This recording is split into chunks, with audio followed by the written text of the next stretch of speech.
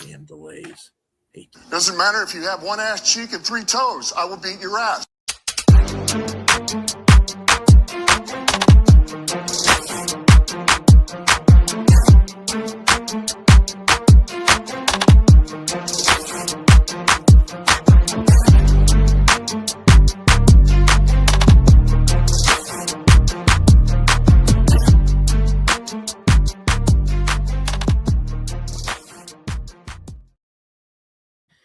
And welcome to the show. This is the One Ass Cheek and 3 Toes. Got my guys here, Mr. BA and Jay Weezy. Fellas, I can't keep doing this, man, but the Lions lose another game. Let's just dive into it. Lions lose 23-10. Just got manhandled and outplayed again. Not a lot to talk about. Murphy's Law, everything went wrong. So what do y'all see? What's up, Austin? What's up? How you doing? Happy New Year, Jay. You want to go, Jay? Yeah, You want to go? I'll go. Yeah, I'll go. Truth be told, this season was a complete utter failure. Reason being, because we came in the season, injuries, whatever happened, and we were one of the Super Bowl favorites. I'm not sure where they were. I can't really go back and see what they were when they first started the season, but expectation in this town was Super Bowl. You were getting Aiden Hutchinson back. You were getting a lot of pieces healthy back on defense and offense, whoever was missing. And the whole country wanted to see the Lions possibly go to the Super Bowl this season. Didn't do it. Now, obviously, we know injuries happen throughout the season, but not only the injuries, but I mean, really, let's be honest. Replacing coordinators played a big part in that too. During halfway through the season, you had the head coach taking the offensive plays away from the coordinator, not giving him a chance, whether you agree with it or not. And I mean, really, since then, the ship just sank right after that. If you really think about it, the offense didn't seem like they were playing with fire.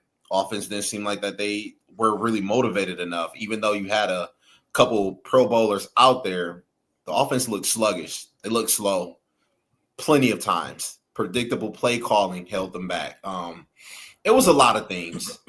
So everything leading up into this Minnesota game was just kind of the epitome of what the actual – because you got Brosmer out there, a third-string quarterback going out there only passing for 3 yards. And they had negative 3 yards passing up until the fourth quarter. You understand what I'm saying? You didn't have Justin Jefferson out there catching passes, Jordan Addison catching passes, Hawkinson. That offense didn't look good at all. You know what really looked good? The defense. Defense went out there, got, 6 turnovers? Yep. Forced 6 turnovers, man. And that was not the Lions. I don't care what anyone said. That was not that Lions team that we seen earlier in the year, and it wasn't the Lions team we seen last year. So, yeah, man, it was heartbreaking because even if the Lions were to lose, I wouldn't be upset. It was how you lost. Right. It was with everything on the line, your playoff hopes still on the line, your pride to play for, everything that you said you stand for whenever it came to biting kneecaps off, playing with grit, not being hard to find, you lost your way. And it was heartbreaking because how do you bounce back from something like this? Yep. Go ahead, B. Well, all I gotta say is, I kind of put this pretty much on the coaches this season. Dan Campbell's going to have to sit there and look himself in the mirror and find out what he did wrong during the season because he did quite a few things wrong in the season. I mean, taking the play calling away from Morton. That was to me. I didn't like that call at all. Let the guy fall on his face if he's going to fall on his face. And I'll just leave him alone until you give him a reason to take that play calling duty. Why the hell did you even hire him on the staff if you thought that he wasn't going to do what he was going to do? He's not Ben Johnson. Okay, let's get that straight. But he's capable of running the offense way the hell better than you did. Okay, he won 4 games in a row. He ended up 5-3 by the time you took the reins away from you. And then, Dan, look what you did, man. You're predictable in play calling. You turned out to be 3-5. I don't give a damn about the stats going up. That's just because the players are getting better as the season was going on. Well, you have good talent around, so yeah, your offense is. And 3-5, dude. 3-5. Coaches are based on their wins and losses. Okay, players aren't. The coaches are. Right. And when you're 3-5 after you take over the play calling, that should tell you something right there. You can't run the ball. Jameer didn't have no kind of game in the last 4 games. And some of that I kind of blame on him too, just a little bit, because you have to go out there and find you some holes, you know. Everybody wants to compare him to Barry Sanders, which I never do anyway. Let me just throw that in there real quick, B, because I think with Jahmyr Gibbs, the fact is Dan's a green play caller. Again, we talked about he hasn't been play calling a lot for the Lions. This is where a legit play caller comes into play, because when you take away somebody's left hand, you have to find ways to utilize the other players. And Dan, I love Dan, but he is not that type of guy. He is not an X's and O's scheme kind of dude. Nope. And that's where you need a guy to scheme it up, and he didn't do that. And so everybody just took away Jahmyr Gibbs all the time. Yeah, that is okay. And one thing that really kind of ticked me off, B, like, I'm not going to say I placed a lot of blame on Jahmyr Gibbs, because he was only doing what the coach told him to. He could only run the plays that they threw up for him. He was very effective on the outside, bouncing out to the outside. David Montgomery is the guy that you want to run in the A and B gaps right up the middle, because he can average 4.5, 5 yards per carry. But for some odd reason, they went away with that, and they used Jahmyr Gibbs as the power horse and rarely used David Montgomery. I was puzzled. I don't know why, but why? I want to know why that happened. So yeah, he's not a scheme guy. He doesn't know how to scheme up players and get them in better positions. If that's the case, I want to know, what do you do going forward from here after this week when they play this? Well, they got to get a play caller. That's what they got to do. Period. Exactly. And do Dan Campbell go out and get a play caller, or is he going to take this learning experience here, like he says, and take it into next season to try to get better and try to, go into next season being a play caller again? If he does that, he's going to mess this team all up. He's not. He's going to lose a lot of players. He's going to go get a play caller. He's going to lose a lot of players. He is a head coach. He's one of those head coaches that you motivate your coaches and you motivate your players, and you look over the game plan and say, okay, this is cool, this is cool, this is cool. And you might throw in a couple of, fourth down plays, because that's what kind of guy you are. But other than that, you leave the offensive and the defensive coordinator alone. Let them do their job. That's what they're there for. I agree. Or just offer encouragement, or offer some kind of, maybe suggestions. But yeah, you don't want to take away anybody's calling duties. That, like Jay said, that's why you hire him for the reason. He needs to, if you ask me, I think he needs to pull a Nick Sirianni and go out there and hire someone to go out there and do the play calling, because Nick Sirianni's fucking OC. He's kind of in the same boat. Yeah. Like, last year he had Kellen Moore, right? Kellen Moore was one of the best offensive play callers in the league last year, behind Johnson, Shanahan, possibly, right? So when you look at that, he needs to go out there and hire somebody that can really know how to use his players. Now, with that being said, you are going to risk losing them in the future, because if they're a good play caller, then obviously they'd be head coaching candidates. But you have to go out there, one, and get an offensive coordinator and a defensive coordinator. I know I've spoken over the past couple of days where I said maybe they bring Kelvin Shepherd back, but let's be honest here. What can Kelvin Shepherd learn from this season? And do you want to give him another season with the players that you have to go out there? And you got to build continuity, man. We can't go another year with 2 new coordinators. I think, know something? I would. It's one person out there, 2 people out there that I would actually try to pick up. One, a lot of people are going to be like, hell no. Brian Flores is one of them. He's not going anywhere, man. They're going to he's going to stay with the Vikings.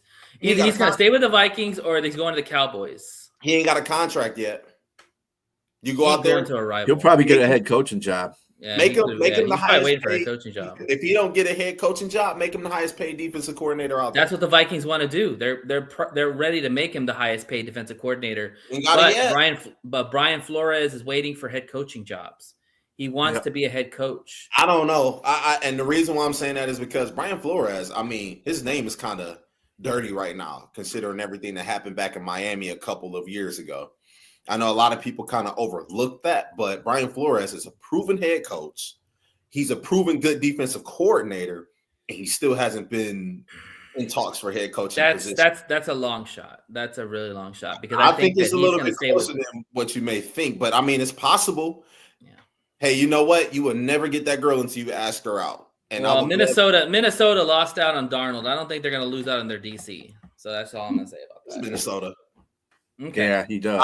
I'm not sure. I don't know. I don't know. He does. He does still have an open roster. It's a bad situation with the NFL. He's going to stay with Minnesota. Getting a head coaching gig with a team if he still has an open lawsuit, allegedly. I mean, he's going to still try anyway. Yeah. That's the whole point. And if he gets, he's going to get paid by Minnesota. There's no doubt about that. They're not going to let him go. But the thing is, if for whatever reasons they can't come to an agreement, Dallas is already waiting there, literally there to go pick him up for defensive coordinator. Yeah, you know Jerry Jones. He'll throw money out. Look, if you want to be considered serious and do something, man, you got to do the same thing. And I over sitting down thinking about it, I don't know if Kelvin Shepard, if he's fit for the job. Now, I know a couple weeks ago, last week, I said, man, you got to bring Shepard back. He's learning. You kind of groomed him to be where he is, but you had time to learn. Over time, you got worse. You got worse and worse. Didn't make the proper adjustments needed, and it really fucked the team over, especially the defense. Losing half your secondary, your whole secondary doesn't help either. Yeah, I mean, I understand the injury aspect. But every team has injuries. Chicago has injuries. Yeah. San Francisco has injuries. And let me pause you on that. Every team does have injuries. Uh-huh. It's not about injuries. It's about the significance of the people that you lose in those positions. I hate that argument. Oh, everybody has injuries. Well, okay. Then if you're losing your second string person to an injury, that don't make no damn difference. But if you're losing 3 out of your 4 starters on defense. But hold up. San Francisco still has players on there that are starters, though. Robert Saleh was a fucking head coach before. He's one of the best defensive coordinators. Defensive players are out.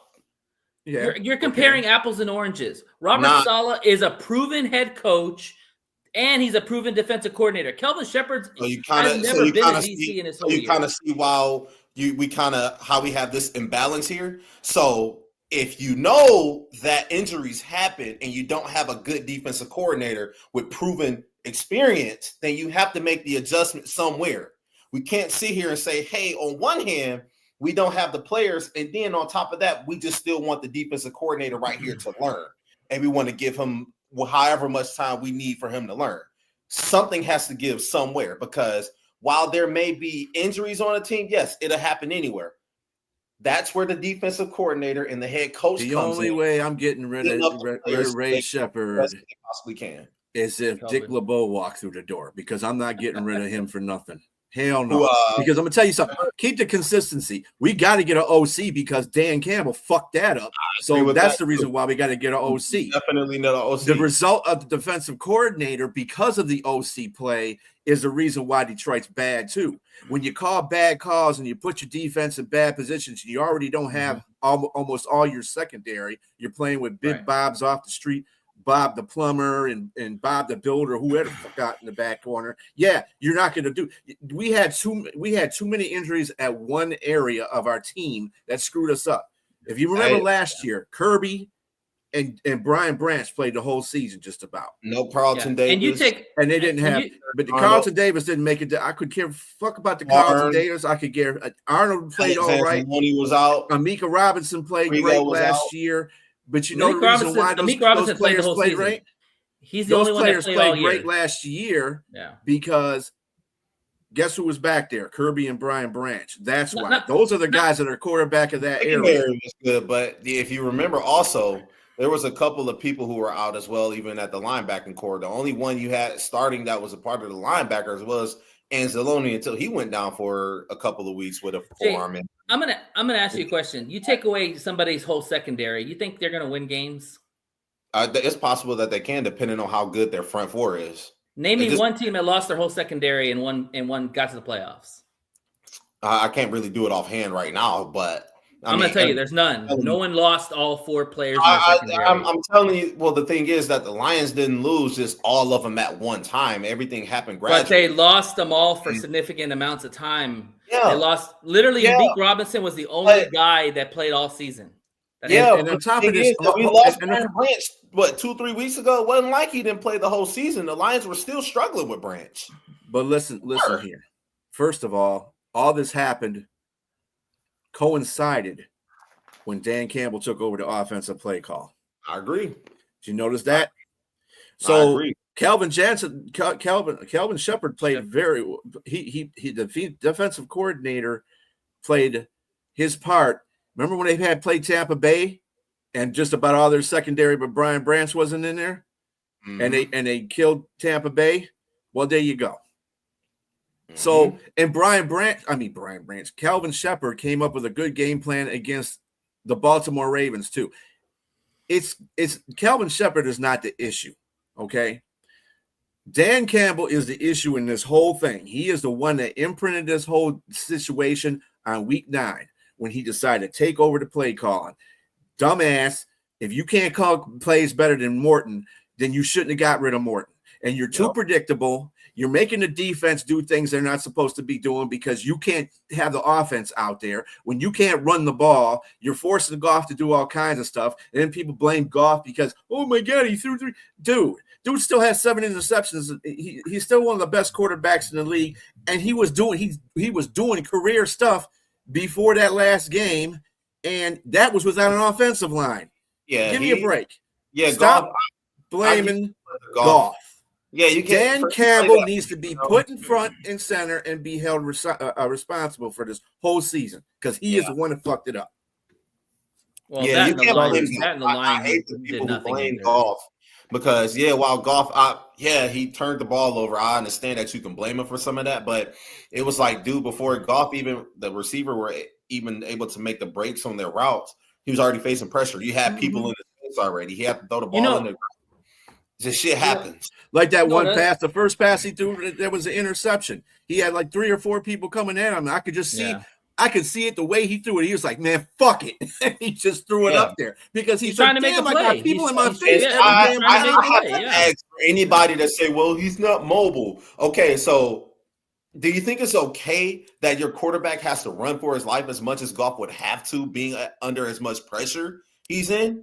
He's one of the most pressured quarterbacks in the league right now. If somebody can look that up in real time, I'm sure.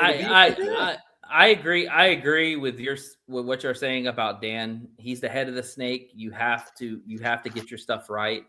If you're not the OC or you don't feel like you can do it and be competent on it, you have to either pass it back or figure something else out and let somebody else take over. I totally agree with you.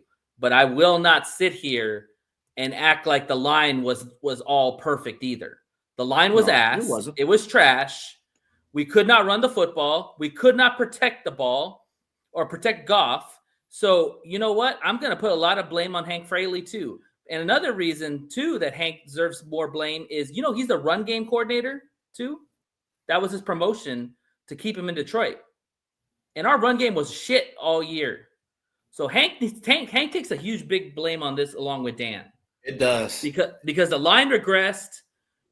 They didn't get better, and we could not run the ball worth of shit the whole season.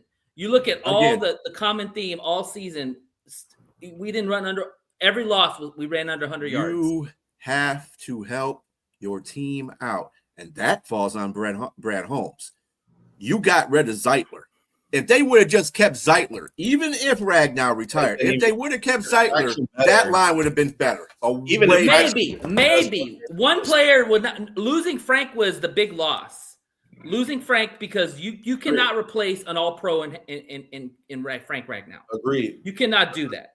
Zeitler would have helped, yes, but you still had rookies. You still had fucking Decker struggling at times. Like, if you look at all the PFF grades, the only guys that But the point I'm trying to make is Zeitler is a senior guy in the middle of that, in the interior of that line. One.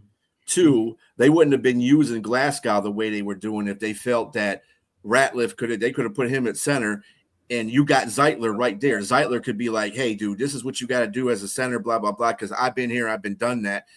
That would have solidified. Like communication is the essence of that interior line. There was no communication going on with three rookies and a guy that can't play center in the first place. No okay? whatsoever. Yes, and it's unfortunate that happened. But again, like I said, that falls on Brad Holmes because, dude, you should have kept that guy. I don't give a damn if he wanted to go see his family in Tennessee or not. Pay his ass some money. Pay his ass some money. It clearly wasn't the money.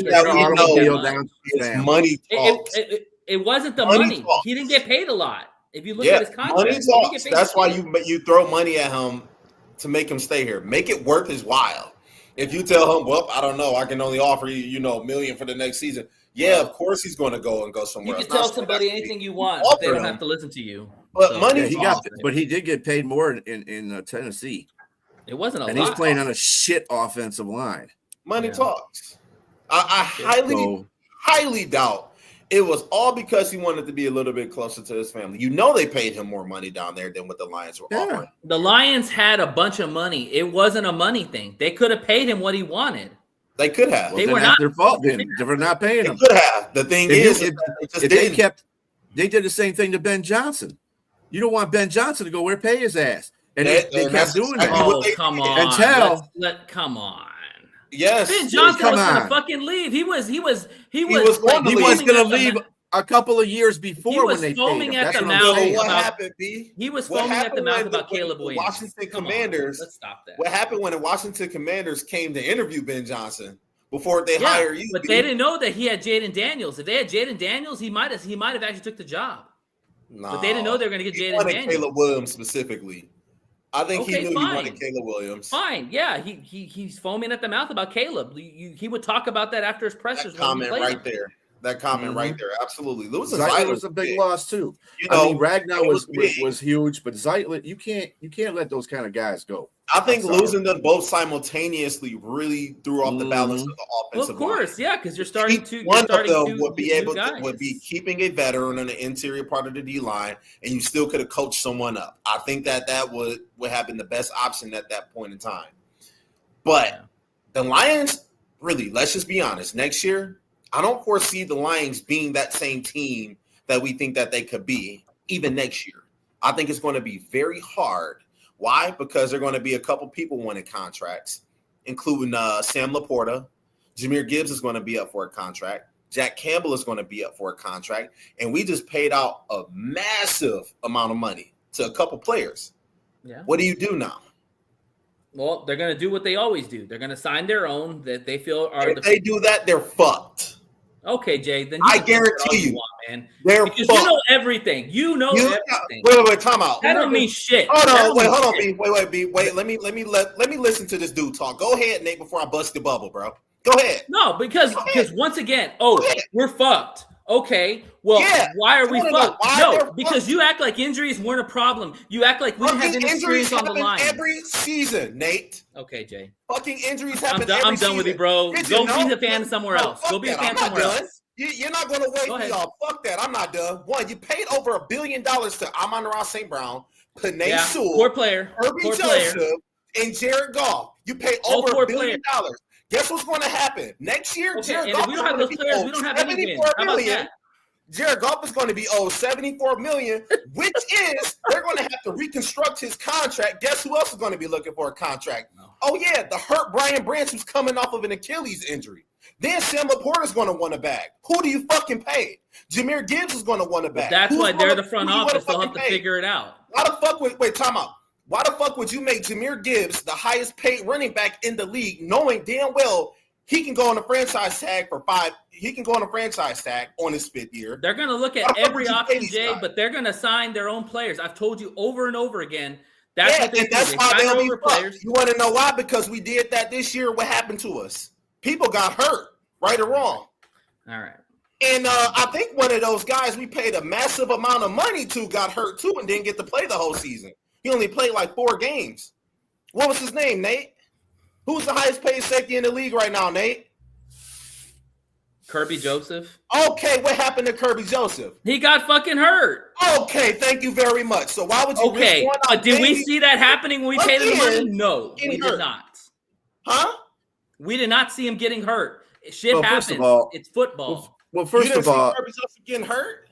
If teams want to keep players and like Jahmyr Gibbs, I don't know about Sam Laporta too much. But find a way to keep them. they're gonna there's guys that can be axed that aren't as detrimental to the team, and they can still keep players that are. Jahmyr Gibbs will stay. They're going to cut a lot of veterans. They're going to cut a lot of veterans. They are going to, what they're going to do is if this team wants to win, they're probably going to go to the veterans that have already got contracts that just got signed and say if they want to take rearrange their pay their contracts so that they can get some more money out so they can pay the guys that they need to be on the team. That happens to every team. Okay, every team does that. That's not the problem, but you are going to have to get rid of people. So, to me, I like Sam Laporta, but I'm going to tell you something. Our offense struggled without Sam Laporta big time. Our offense does not struggle without Sam Laporta. Sam Laporta is a guy that you can get rid of because he's not. I mean, Hawkinson wasn't that great. I know Sam Laporta was a little bit better. No. You can use tight ends. You can get good tight ends. Here's the thing: y'all want to get rid of good players. None of y'all give me any fucking names of who you want to replace them with. Thing is that we're not scouts. I don't. Well, then don't act like a GM either. I don't have the scoop on everything in the league. I don't get. I mean, you're acting like a GM, saying what we can't do and we can't do. Right. I'm saying the GM will have to make those decisions. They will have to sit down, like Dan said. Don't make the assumption of what decisions they're going to make, Nate. That's the point I'm trying to make. Well, I'm assuming Sam Laporta is going to be at the top of their list. I'm not assuming shit. I assumed we were going to be in the playoffs this year. What happened? Oh, God. Yeah, that's what I'm saying. And I'm going to tell you something. All this stemmed from last year. What we got was a bad part of what happened last year in the playoffs. Sure, it's been San Francisco. No. I'm not talking about that. I'm talking about the fact that the leadership allowed two coordinators to go talk to people to get hired, and then when they want to come to play in the playoff game, they didn't give a shit because they already got their damn. But that's the process of the NFL. Money. They didn't make an exception to do that. You can do that in the NFL. I guarantee you, any hot coordinator will be interviewing before their playoff game. And that's they right. can do no, it. but you as a team. Are they? I know one person that hasn't been interviewed yet, and he's been linked to the job. You know what his name is? Jesse Minter. Who's been talking to him? Season's not over, genius. Well, the same thing happened last season, genius. The fuck are you talking about, Nate? Watch that. Because the playoffs haven't even started. B, hold on, real quick, B. I want to address something really quick. Nate, don't do that. Nate, do not fucking do that at all. I don't do well with comments like that, okay? Well, so you're going to keep it respectful. That's what you're going to do, okay? I didn't say anything. Hope I make myself clear. Yeah, I hope I make myself clear because that's a clear insult, and you will not fucking do that. Okay, Jay, calm down. On this show, we clear on that, right? Because that's not going to happen. First off, B just said they let the coaches interview with other jobs before the playoffs. The playoffs start, in 2 weeks? Yep. Jesse Minter hasn't interviewed yet. Other hot coaching candidates hasn't interviewed yet. And he probably will interview if they go farther in the playoffs. I'm just saying it's not an exception that the Lions did that out of nowhere. It's not an NFL rule. However, it is up to the owner and the GM of the team to allow them to do that. And that's where they fucked up. That's what I'm saying. Thank you. You use both your offensive and your defensive coordinators to go look for jobs, and then they get hired. And then when they come to a playoff game, they're half-assed. Come on. And that extrudes onto the team. When you have that half our defense didn't matter either, right? Ben Johnson was like, man, fuck it. Just go out there and toss the ball around. I don't give a damn. Basically, that's kind of what it was like. What does he have to play for? I mean, what does he have to do a resume for? He already got a job somewhere else. What do he need to coach for here? That's all I'm saying. There's a lot of things that the top brass is starting to do that I'm starting to see that I don't like. And they need to stop that shit. They need to get that right. Because this is fucking a team up. Okay. All right. Let's move on. Let's go on to the. Yeah, we ain't gonna make comments like that though. We're not gonna do that. Jay, will you stop, dog? No, Just stop. no. I will stop. not, because you have went on too long with that disrespectful shit, and I'm not doing that. I haven't said nothing disrespectful to you in any kind of manner. I'm just talking to you, and you're coming at me. You're the one that's being aggressive. You made the comment while he was still here, genius. Don't do that shit. Don't do the that. Truth. He's still here. He's still here. Don't do that shit. We obviously have two different philosophies when it comes to that, and you're going to show me some respect. That's mandatory. All right. Moving on. Jeez, you didn't think you were going to be listening to all this, did you, fans? Yeah, no. Let's see. We on the Pic'ems now? We doing the Pic'ems? Yeah. Okay. Hi, Liz. What's up, Liz? Hey guys, what's up? What's going on, Liz? You know what's up. I don't know what's happening. What you doing? I have Anyway. no comment. All right. Glad to see you here. Anyway, with us we today. are going to do our Pic'ems. Power rankings. And first of all, though, I'm gonna do the top 10 there, and you'll be happy again there, El Toro. So here it goes.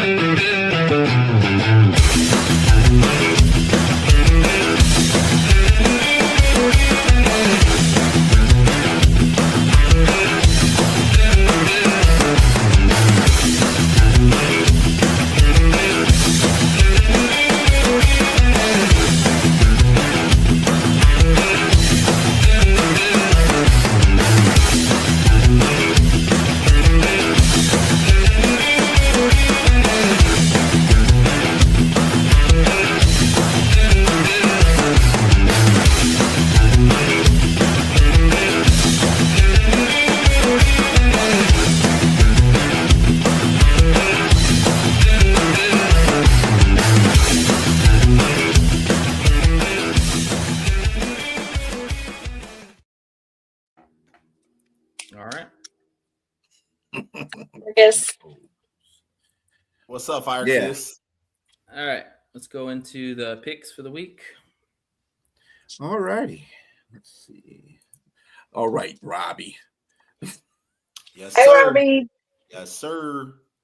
Anyway, let's see. Okay, so Jay and me both were 9-7 this week. Really?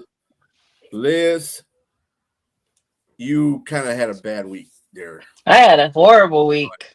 Yeah, you were 7-9. Come to the Yeah. dark side, Liz. Nate was 8-8, so he gained a game on you. Jay, you're at 154-83. I am at 151-86.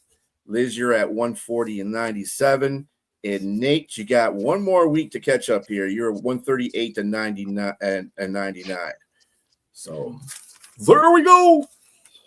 Last week. Let's get it. All right. Let's get started. Panthers and Bucks. Buccaneers are 2.5-point favorites at home. Me?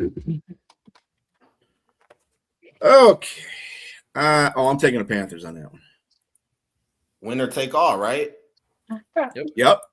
Panthers. Going All Bucks. day, every day. I'm going Tampa. Sonya, I see you. It's at home.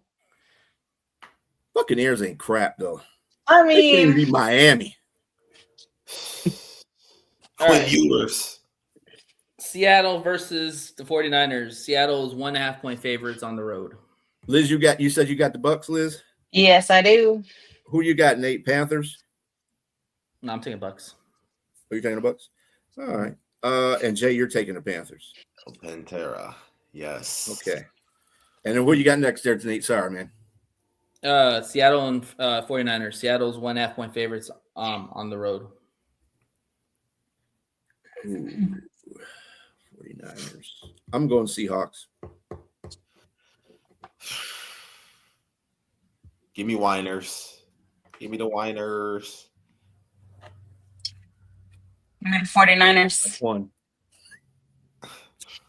Yeah, I think I'll take 49ers too. Ooh. All right. Bengals and Browns. Bengals are 7.5-point favorites at home. I'll take Bengals. It's at the Bengal. It's at Cincinnati. Mm-hmm. Mm-hmm.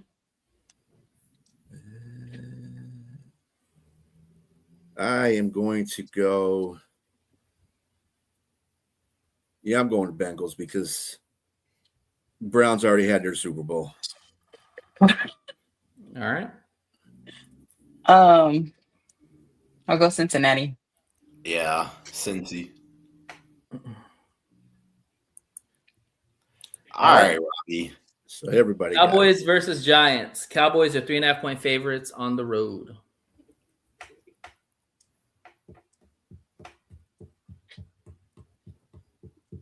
At the Giants. Okay. Giants disappointed me last week.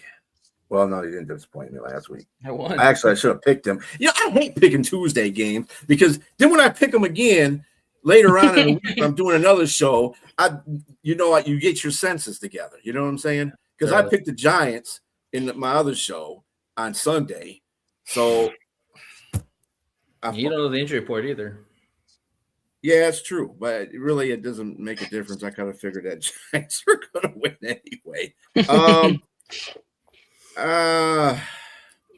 I'm going with Cowboys. They still got a really good offense. I don't think they can stop. The Cowboys just got good offense right now, so I'll Cowboys.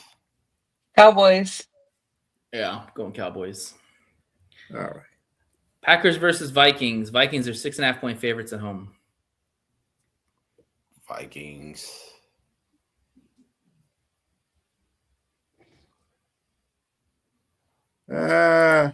Hey, look, no Jordan Love. They're gonna be resting all their starters, getting ready for the playoffs. So I'll take the Packers. I don't want the Vikings to win because if they win, we're definitely in last place. Oh, we're gonna be last place anyway. Yeah, it's gonna happen. Yeah, it's gonna happen. I'm gonna go Green Bay. Of course you are. Hey, stop it. All right. Saints Falcons. Falcons are 3.5-point favorites at home. Who you going with, Jay? I got the Vikings. And you had the Vikings too? I'm taking the Packers. Oh, you taking Packers? All right. Mm-hmm. All right. Saints versus Falcons. Falcons are 3.5-point favorites at home. I'm taking the Falcons.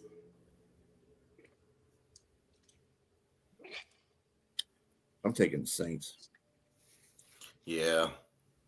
House money. They ain't got shit to lose. Give me the Saints. I'm taking ATL. All right. Titans versus Jaguars. Jaguars are 12.5-point favorites at home. Son of a bitch. Ooh, we got Liz. I'll never pick the Jags. I wanna hear you. I want to hear you speak. I'm first. gonna pick the Titans. Of course you are. Who you got, Jay? Don't say the Jags. You got the Jags too, Nate? Yeah, I'm taking the Jags. Okay. All right. All right. no. Cardinals versus Rams. Rams are 7.5-point favorites at home. Rams. I'm going Rams. Rams. Yeah, Rams. Oh, Liz, how I dare learned you? from them. No, I'm just kidding. I'm gonna go Rams. All right. Chargers and Broncos. Broncos are 12.5-point favorites at home. I'm going Broncos. Who'd you have, Jay? Rams or the Cardinals? Rams. Okay. Cardinals want And that. you had Rams too, right, Nate? Yeah, I'm taking Rams. Yeah. Cardinals want the best pick possible, bro. They tanking. They are too. Broncos and the Chargers, huh? Well, Chargers fucked themselves by losing to Houston. So, wait a minute. Isn't one of these quarterbacks not playing in this game? Then Herbert. I don't know. It was to me. The only one I know is Broncos rest gotta of win. starters are the Packers. I'm giving it to Broncos. The Broncos got to keep winning to keep that number 1 spot because they're tied with the. Oh, Patriots. it's not locked in? Oh. Nope. Yeah, give me Broncos because Justin Herbert's going to be out. I'll take Broncos. I don't know you said Broncos. Okay. All right. All right. Chiefs and Raiders. Chiefs are 5.5-point favorites on the road. I'm taking the Raiders. Yeah. Raiders. When you sleep. Got the Raiders. All right. Pathetic though. Everybody's got the Raiders except I'm not going Raiders. I'll go Chiefs. I give them benefit of the doubt. Fuck them. Okay. Commanders versus Eagles. Eagles are 7-point favorites at home. Eagles. Damn it. Eagles. Dolphins versus Patriots. Patriots are 10.5-point favorites at home. Patriots.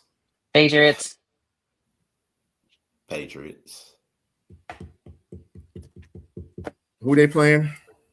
The Dolphins. Oh yeah. Yeah, Patriots are gonna kick their ass. All right. Jets versus Bills. Bills are 7-point favorites at home. Bills. Wait, Bills and who? Jets. The Bills. The Bills and the Jets. Yeah, Bills. Bills easy. Allen. Okay. And finally, Ravens versus Steelers. I will take the Steelers. Robbie, tell me who you got if you still watching. Yeah, Robbie, who do I you think got? you said earlier who he got. Let's see. Eagles, Rams. Sorry, Brett. I'm writing stuff down as I'm going along. So, yeah, Herbert isn't playing. I didn't think he was. I think he had it up here what he was doing. Tell me who to pick, Robbie. Steelers lose this week. That's what he said. Is he saying that as in like that's who he's picking, or? Well, he said he's going to join us on the couch, so that's what I guess that's what he's implying. I'm gonna go Steelers. He was disgusted because they lost to the Browns. Anyway, I'm going to Ravens. Hold on, real quick before I make my pick. Hold on. They didn't lose to the Browns. Yeah. Who's the Steelers? Yeah. Oh, they did. That's right. They did. Oh, that thing. They did last week. Sorry, Robbie. Yeah, that's right. They did. Hey, yeah, give me the Ravens because they are already talking about trading Lamar Jackson. I think Lamar Jackson gonna show them like, hey, this is the reason why I'm him. Give me the Ravens. Liz, you got the Steelers? It's Aaron. Huh? What? Huh? She not picking. Yes, I got the Steelers. Oh. Nate, you got the Steelers too, Nate? Yeah, I'm taking Steelers. Okay. Damn. Oh, Robbie picking the Rappers. taking the Steelers. Okay. I was gonna say, I think he was saying like if the Steelers lose, they'll be joining us on the couch. Yeah, well. I think he was saying that rather than picking Colts versus I Texans. know that, P.O. That's their fault. Texans are 10.5-point favorites at home. I'm taking the Texans. Houston. Shocked. You taking the Texans?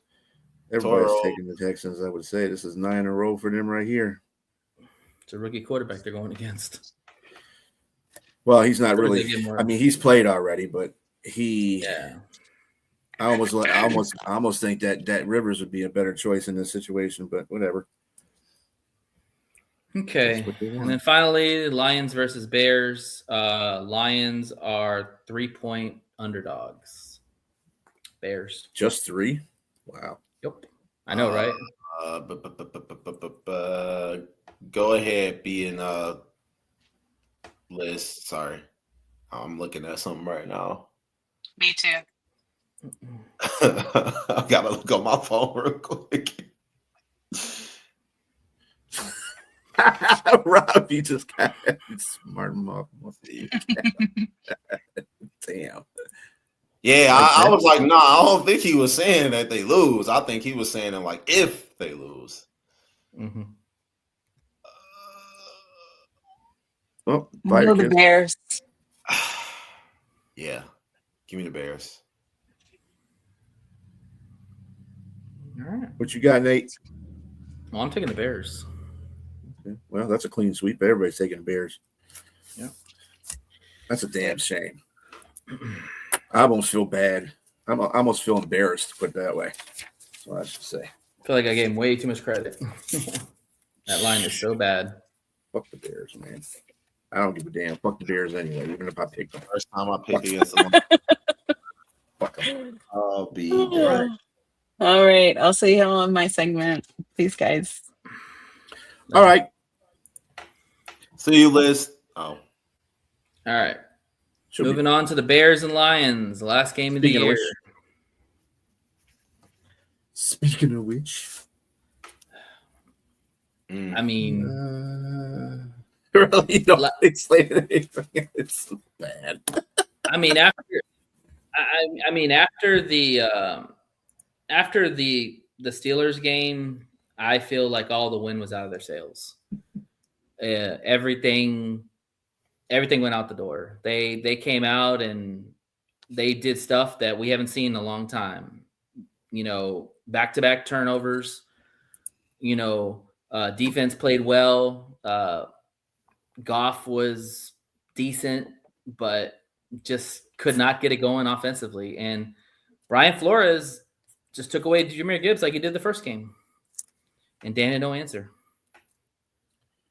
So I expect them to do the same thing against Chicago.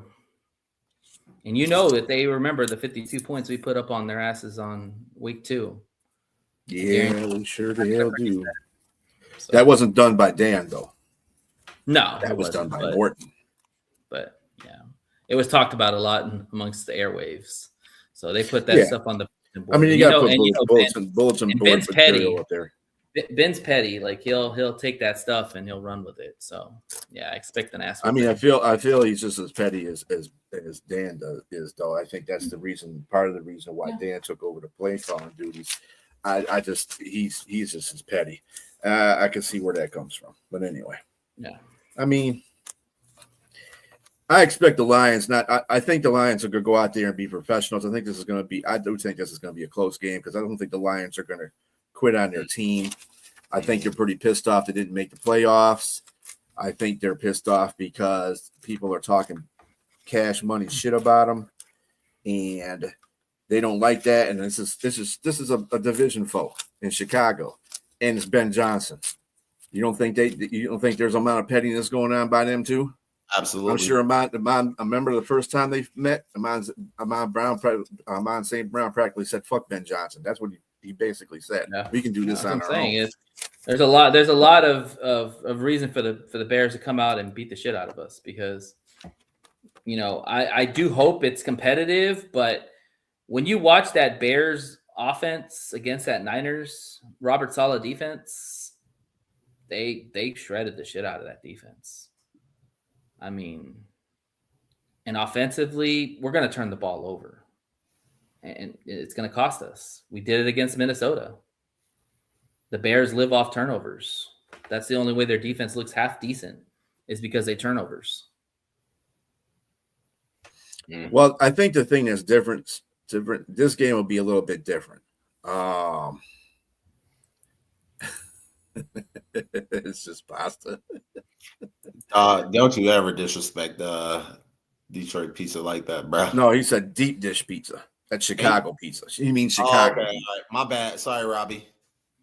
No, I just think that the Flores defense is different than what Chicago's guys' defense. Yes, they're a team that does a lot with the turnovers, and I think that's what happens. What you have to do when you're not that great of a defense, you have to find other ways to get the ball, because at the same time, San Francisco was running up and down the field in their defense too. Let's not get it twisted. And they're not even as good as an offense. But I don't care about the offensive side. I'm talking about on the defensive side. We're gonna have to stop that offense of the Chicago Bears, one of the top rushing off attacks in the NFL. Caleb Williams, you can't sack the guy. We don't have a secondary. I mean, I don't know who's going to be playing for receiver. I mean, I know Burden he got hurt at the end. But Ja'Day Walker can play. Moore's going to be out there. They're probably going to get Roma Dunze back for this game.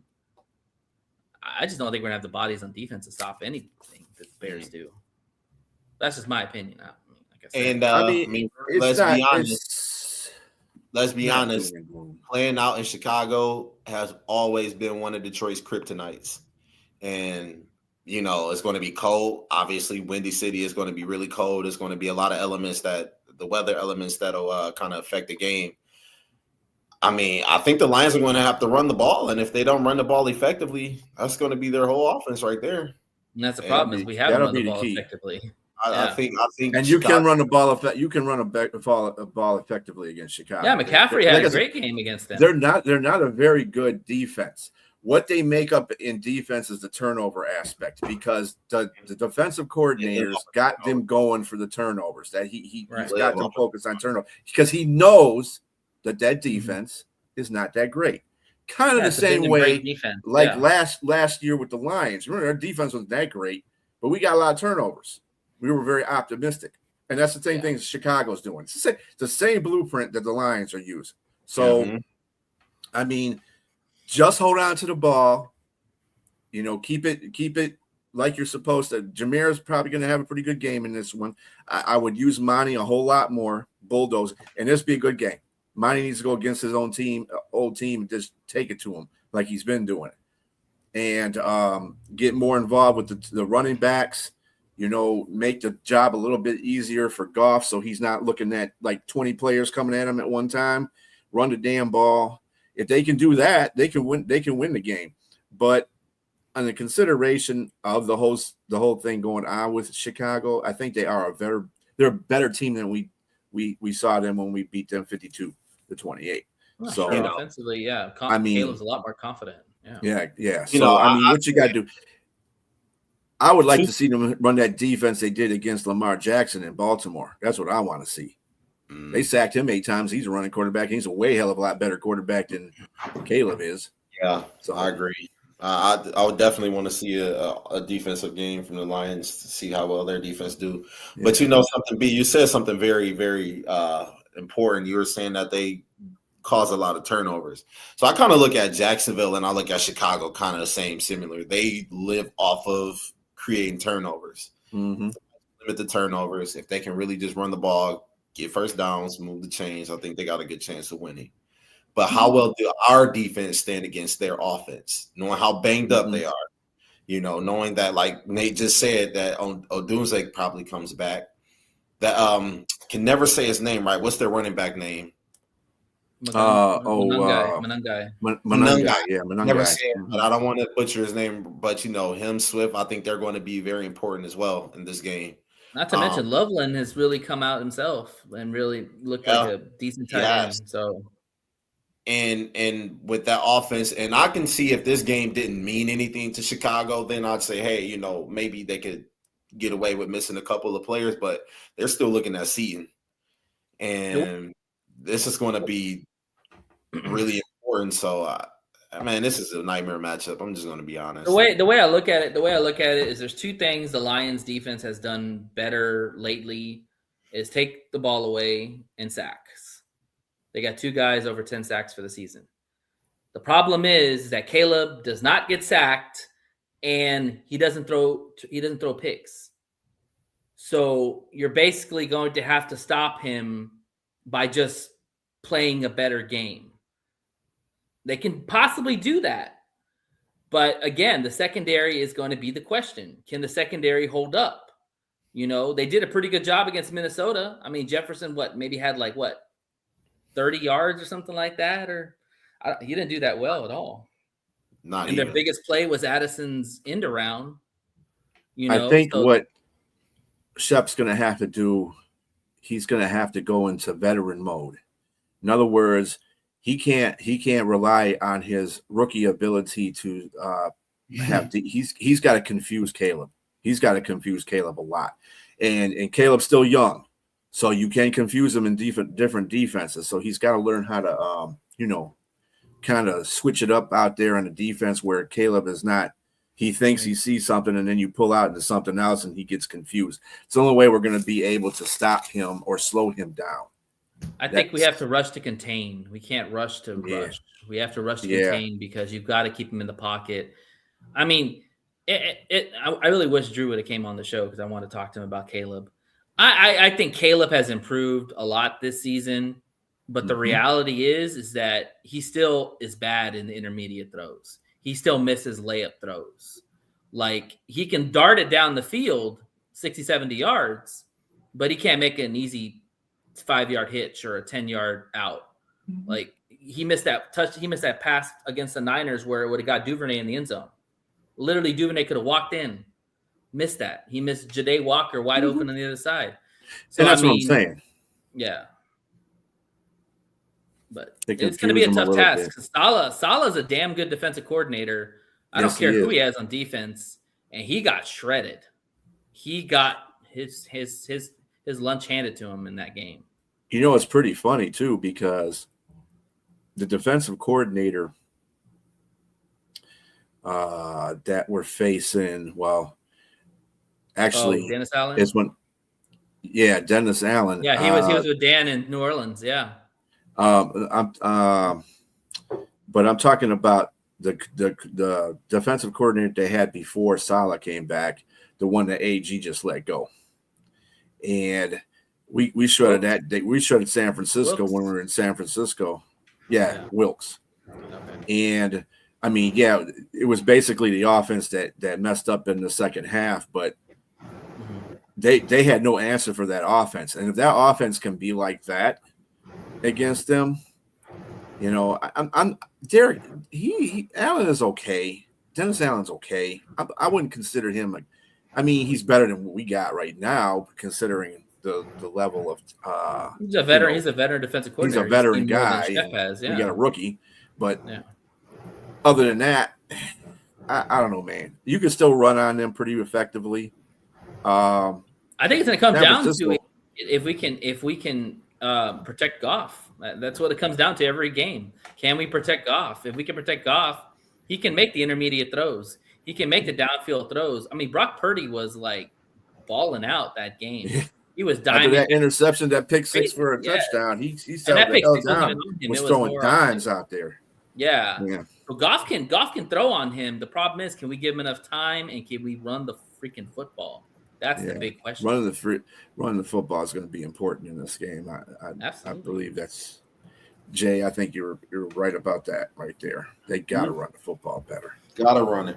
It's very important. That's what our offense does. We need to have that in our offense. You can't. That's a lot. It's based on running the football. If they can do that, I'm gonna regret my pick because that offense starts firing. That offense starts firing like that. They can run the ball. After the Vikings game, I pretty much gave up on any hope of the Lions.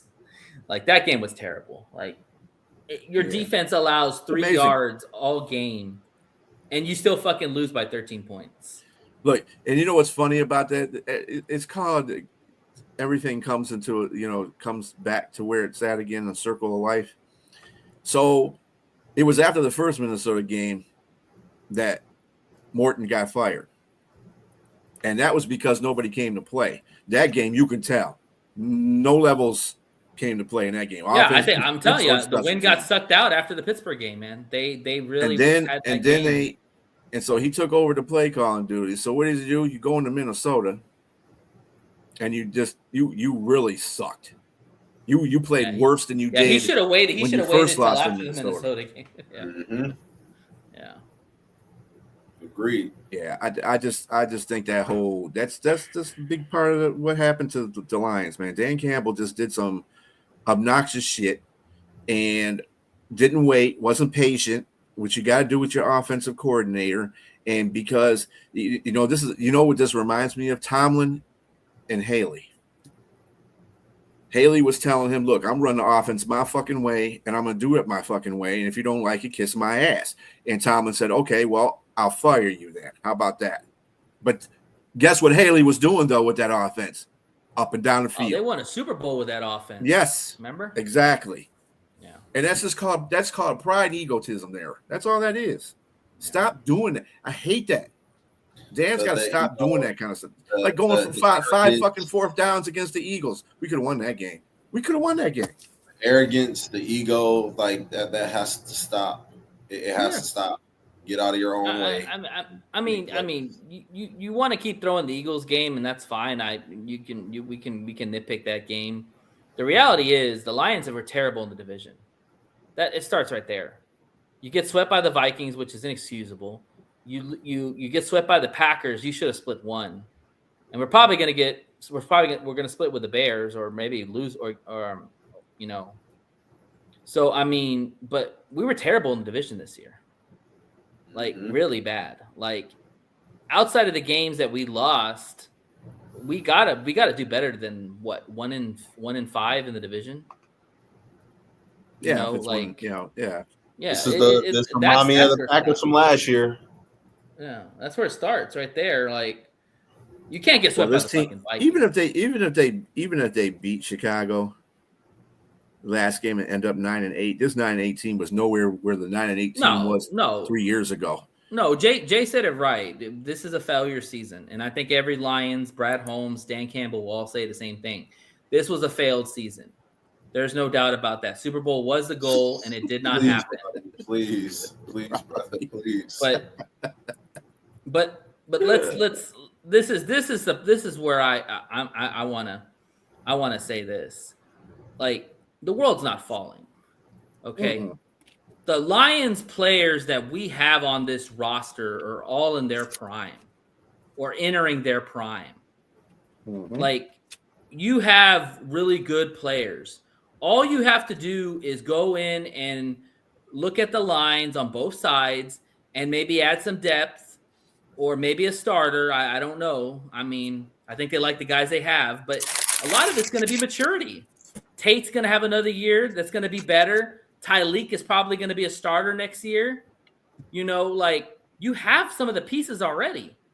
Like that's why I'm not saying it's complicated. It's a lot. It's complicated, and I think unfortunately, it might even be a little bit more complicated than that because while I think that some of the guys you named off are well and great players, you got to also look at the other hand as well.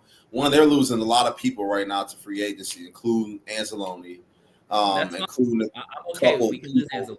But like, what do you do with players? Like, I got two names for you. What do you do with Montgomery, and then what do you do with Aleem McNeil? Montgomery's under contract. He's there. He's under contract, but they didn't even use him this season. I don't see how they would schematically just up his game time next year and everything. He's already hinted at possibly requesting a trade. And then Aleem McNeil. This is his second injury that he had, a lower body injury in his career that kind of like messed him up. I'm not sure how that's going to impact in the future. Yeah. I think when Shep said this about Aleem McNeil, like he's there, but his mind's not there. Or he said something about him, like he was struggling, just kind of getting back to his old play. I think ACLs are not all the same. People don't always come back for ACLs and are just balling out. I think it takes sometimes a year or two to kind of get your feel back. That's a big boy. That's not a running back or right. If Aleem comes out next year and struggles, then we can have that conversation. But I'm going to give him a pass because he came back later in the season, and I just think that his mind's not all there. Maybe he's worried about his leg. I don't know, but I think he'll take this into the offseason. And I think that they're going to move off of Reader. I think Reader is pretty much probably done. He's a casualty. Mm-hmm. And I think that Tyleek and Aleem will be the anchors inside unless they bring in somebody else. They'll re-sign Roy Lopez for a cheap deal. They should re-sign Roy Lopez. He was one of the best defensive tackles that we had on the team. They're going to re-sign Muhammad, which they should too. He had 11 sacks this year. You don't let somebody go out the door when he had 11 sacks. They're going to have Hassasin. They'll probably draft another end. You'll have Aiden. Like, that's what I'm saying is a lot of the pieces are already here. Like, and on the O-line, I think of a lot of it's maturity. You're going to probably draft a tackle because I think Decker's done. I think Decker's going to retire in this offseason. They have to get a center too. They have to get a center. They'll probably get a center. They have Tate, who's going to be there. Sewell will probably go to left tackle. So you'll probably whoever draft is going to be a right tackle, or they get somebody else. Maybe it's Manu, maybe it's Skipper. I don't know. I'm just throwing some names out there. I think Frazier is going to – I agree with you, B. I think Frazier will take that other left guard spot. And then you got Tate at the other guard spot. So all you got to do is just find a center. And who knows? Maybe Frank comes back. We don't know. We just don't know. You know, he tried to come back this year. Maybe he comes back again. He's only 29. So I mean, there's options there. The thing is what I want to tell Lions fans is that you can't just fruit basket the whole fucking team. Because if you fruit basket the whole team, then you're going to lose more games next year. Because a lot of the games that we won were because of the guys we have. Jack Campbell's going to be an all-pro. Laporta was playing well and getting better until he got fucking hurt. Brian Branch, if he just keeps his head on straight, is one of the best Swiss Army knives you have on defense. Kirby Joseph is the quarterback of your defense. And while that, I think that looks well, there are questions that we have to ask about those players as well. Like Sam Laporta just went through back surgery. Back surgery is one of the hardest surgeries to come off of, especially outside of an Achilles. But he's also young. That is going to be something that you have to ask. Like, will Sam Laporta come back as that person we need him to be? Not the person that we want him to be, but the person he needs to be. Is he still going to be the best third down target? Is he going to be? I think B said it right. They'll wait and see. Is he going to be as good as he was blocking? You know, that lumbar area, depending on where you're getting surgery, bro. Like if you can't hold up, bro, your whole body is done. Yeah. You know what I'm saying? Your back is the base. That's everything right there. And they can walk away from his contract if they don't want to pay him. That's not a big problem. Brian Branch having that Achilles tear, that is very big as well. You know, I can't name injury. Yeah. I can't name any player that has had an Achilles tear and came back the same player. You know, they may have played and still be good, but if they have been elite, that's a different story. You know, one being Tracy Walker. Remember, Tracy Walker was good. He had a promising career until he ruptured his Achilles, and then after that, he just kind of faded away. Now, obviously, Brian Branch is better, but that's just the significance of that type of injury. All injuries are different. It just depends on the body. It depends on the age. Kirby Joseph, everybody was like, hey, you know, he's going to be back. He's going to participate. Then you see him with a knee brace on, you know, a couple weeks after he gets his injury. And then they're like, oh, you know what? We have to put him on IR. It sounds like that guy may not even play again. Not saying he won't, but that's just kind of how they're putting it out there. You know, I'm not worried about Kirby. I think Kirby will be fine. That needs to be answered about that team, especially the defense. Yeah. Well, yeah. I mean, Kirby's going to be. You know, I like Brian Branch, but I think Kirby is the heart and soul of that secondary. Sure, that's what it is. It doesn't make a difference who you got as the corners half the damn time. And Joe Schmo, Bob the Builder, whoever you got behind those, if he's back there, he covers for the he's directed. Yeah, he directs traffic really well. He's a very good safety in doing that. I do hope that DJ Reed gets his head out of his ass and starts playing like he was playing with the Jets. Now, if he can't do that, man, that was just a waste of free agent. He was a very big disappointment for me this year. He came out the blocks good, and then he just fell. I think that's another guy. Another guy that recovered after the injury and just hasn't been the same. And Arnold needs to get his shit together. You know, Amik played okay. He didn't play great like he did last year, but he played okay. He held his own. Maddox is another guy that's, you know, I don't know if we can we keep him or not. He played okay too in spots. Whiteside, I don't give a damn when nobody says you can keep his ass. Need to keep him. He is a good corner that's not getting the playing time. He is a very good corner. He's probably going to play the UFL again. I've actually saw. You know, we do the all 22 on the NFL thing, and I watched him when he's in there. Dude has great instincts, really good instincts, and that's hard, you know, for a cornerback, a good cornerback to have. You have good instincts, man. You can't replace that. He needs to stay. But there's so many questions and answers that they don't have going into the season. I think though the main thing is Dan needs to look in the mirror and say, hey, what did I fuck up this year. And if Brad don't get in his ass about it, then that's going to be a problem too. Because Brad, hey, I know you guys are cool, but this is professional. You got to take this shit too. And Brad is another guy. He needs to start learning. Hey, look at Philadelphia. You know, we hate talking about Philadelphia. We hate Philadelphia, but they win, and they bring in people when they need to bring in. It's a certain, you know what I'm saying? And they draft well. It's a certain group of teams that win. They do whatever is necessary to win. They don't complain about money for next year or you know, whatever. And one being Philadelphia. As much as I hate that team, I hate that city. They do whatever they can to win. Rams are another one. As much as I hate the Rams, I want everything bad to happen to the Rams. I mean, they have won a Super Bowl, rebuilt their team, and are about to try to win another one. Going to go back, you know, and they gave up multiple first-round picks for. Well, they hit on a lot of draft picks. That's the key for the Rams. Lions do too.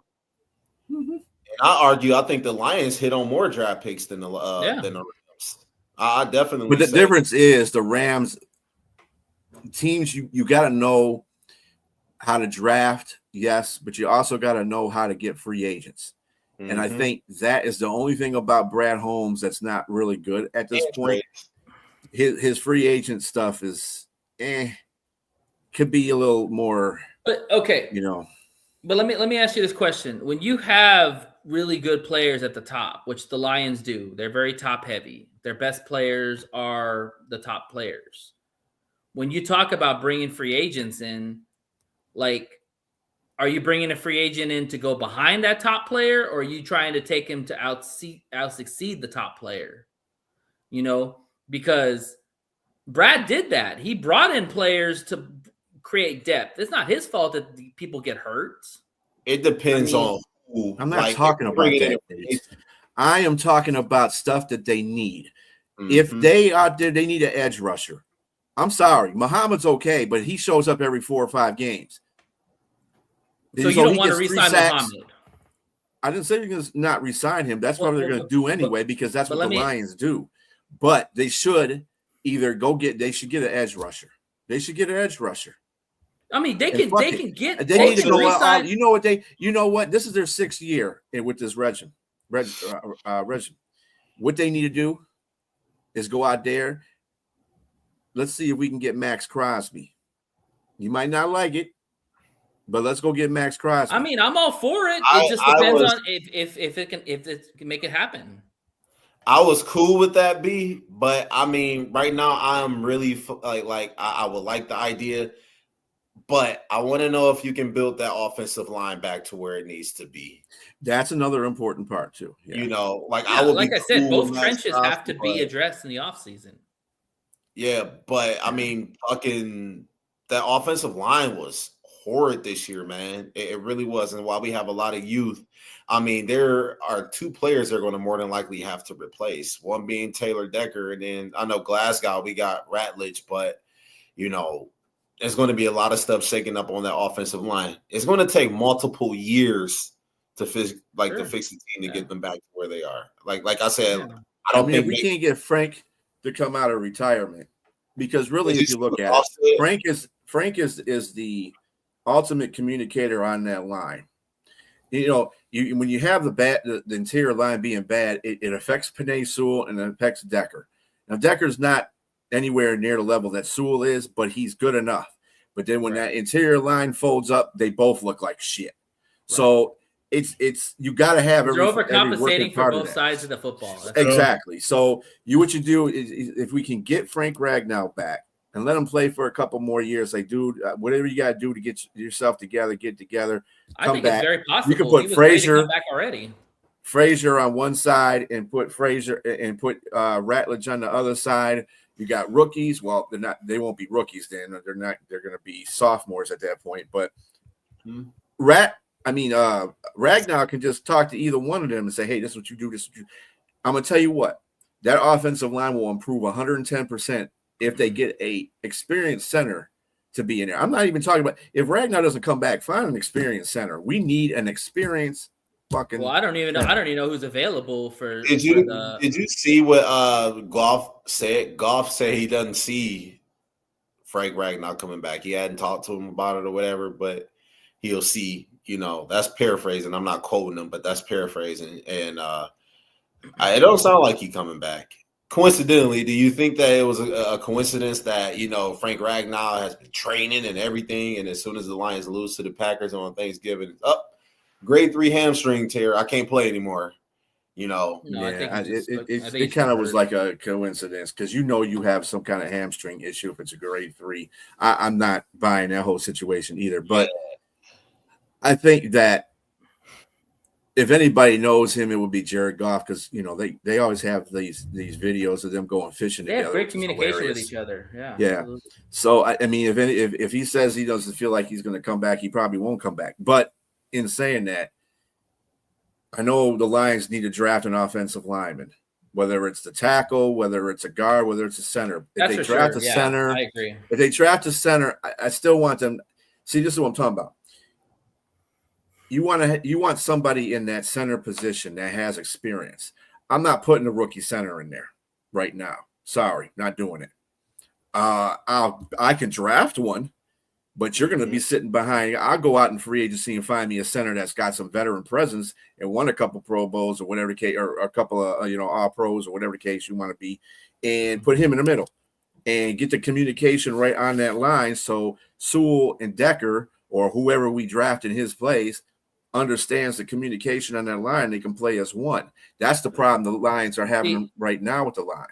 And see the mistake, and one of the mistakes I think that they made is when Graham started really struggling and they wanted to move Kingsley into the starting lineup. I think they should have just seen what Tate had, because at this point the season's lost. So you want to give live reps. And you want to see how the guys fare against competition. And I think they missed out on opportunities of really seeing what he would do in live reps. Now you have to assume, is he going to play center or is he going to play guard? Because like I told B earlier, he's a damn good guard. He's probably one of the better players we have on the roster, which Brad Holmes hit on, and so now you got to keep him at guard. So yeah, we got to go find a center, but I was just looking at the free agents for centers. There ain't shit out there. So unless you're going to try to trade for somebody else's starting center, is that free agents for now or free agents for 2026? 26.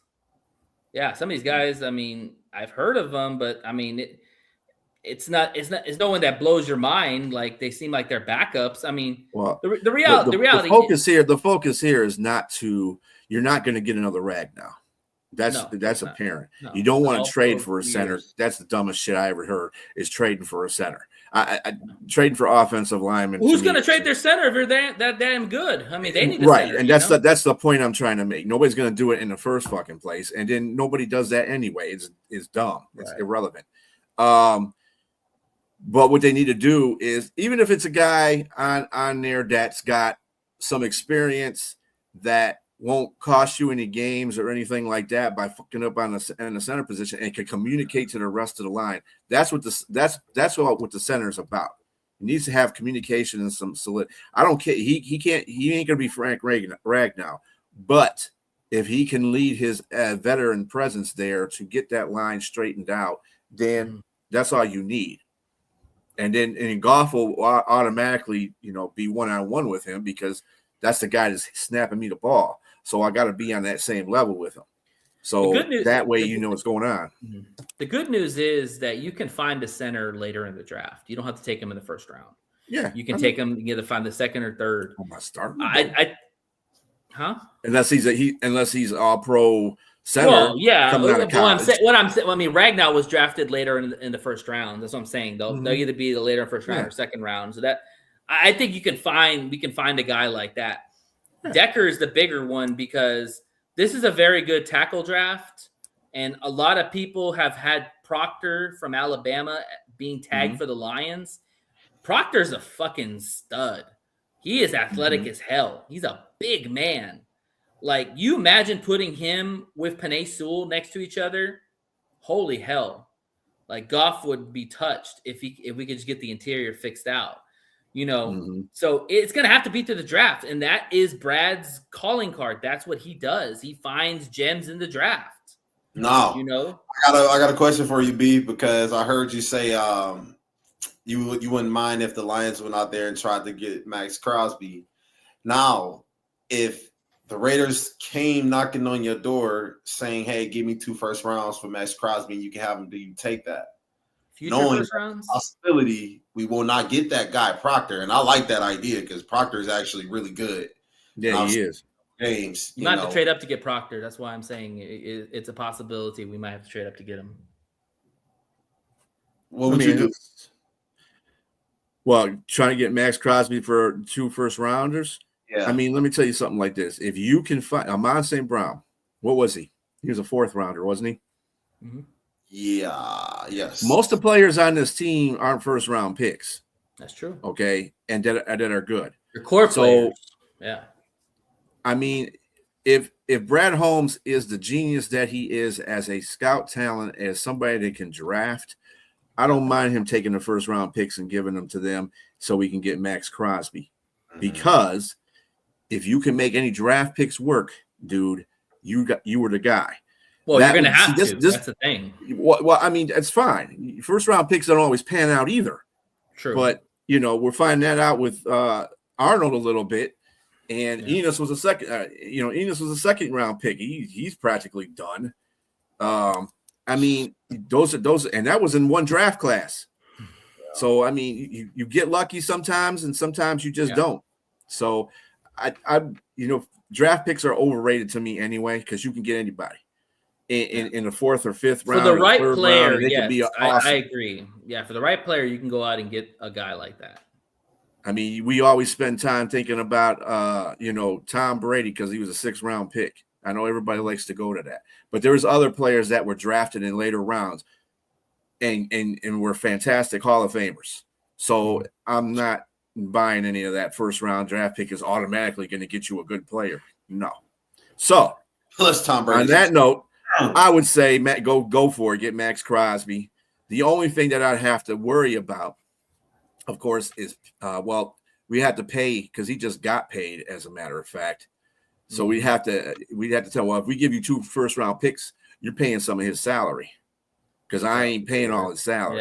Yeah. But here's the thing: if you go that route, which I'm all for getting Max Crosby, having Max Crosby and Nate Hudson on both opposite sides is hell to think about for quarterbacks. Mm-hmm. However, if you go that route, you have to hit on your draft picks because now you're going to be losing some top tier players because you can't afford all these players. So hit on every draft pick that you have. I mean, that goes without saying. It doesn't make a difference. Well, you just said right now it's a crapshoot. Most people hit on 50% of their drafts. Yeah, But Brad Holmes is a guy that hits on most of his draft picks. I agree. More than most. I agree. Most of the general managers in the league. But the point I'm trying to say is that if you go for a Max Crosby guy, you're going to have to hit on these picks early because they have to contribute in a starting role possibly because you're not going to be able to keep all these players on your roster. You're going to have to cut some fats, which I do think this offseason. That's what the man gets paid for. This is what I'm talking about. Fine. He gets paid for that, and he's known to be a good draft person. So I go for it. Get yourself and go out there and get yourself a veteran center. If you can't get Ragnow in there, solidify that area. I think the center is going to be harder. You can draft a center, and you can draft a left tackle or right tackle or whatever you need. I'm not even drafting any guards because I'll just leave Semo up in here. And you got Frazier, and you got Frazier's going to be a starter. If they don't start Frazier over Semo. Fuck that shit. And I want to take a good look at Frazier. Is he going to start this week? I think so. I want to take a really good look at him because if he can pan out, that probably be somebody that the Lions don't have to worry about, or a position, I should say, the Lions don't have to worry about addressing in the offseason. So I'm going to keep a really close eye out for him. Honestly, if you get your secondary back and you get your lines figured out on both sides, add some more depth or draft some depth, they should be fine. I mean, they have good players on both sides. It's just a matter of filling some holes, and then, of course, finding an offensive coordinator. Yeah. That's basically what they got to do. Dan has got to go back to his head coaching duties. They got to get a play call, and he's got to be solid with it and allow that offensive coordinator to do it, because everybody is not Ben Johnson. Everybody ain't going to do what you want them to do, Dan. You got to let them run that offense. They know if they find what's right for that offense, let them go with it. If they fall on their face, then you can do that. But Morton was nowhere near falling on his face. Like I said, they won 4 games in a row with Morton. Okay. Yeah. And they lost a game in between there. And the Minnesota game did not look good because I don't think any of the players were on that page. They came off the bye week. They all came off a damn hangover night that night. You know what I'm saying? I have a question. Serious question. How much do you think contributed to the Lions playing bad teams with Morton was like still kind of the play caller? Well, I didn't really play any. Yeah, early on he played. Green Bay was probably the best team they played. The Ravens were okay, but you saw what happened to them. They were on the verge of self-destruction anyway. But their defense was still pretty intact when we played them. And they did a very good job. I think that game was all about the defense. I don't think it was about the offense because Detroit was putting up points anyway. The defense came to play that game. When they played, who else they played? They played Tampa Bay.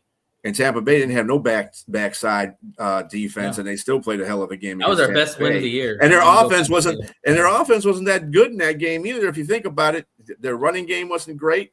I mean, Goff kept them in the game basically.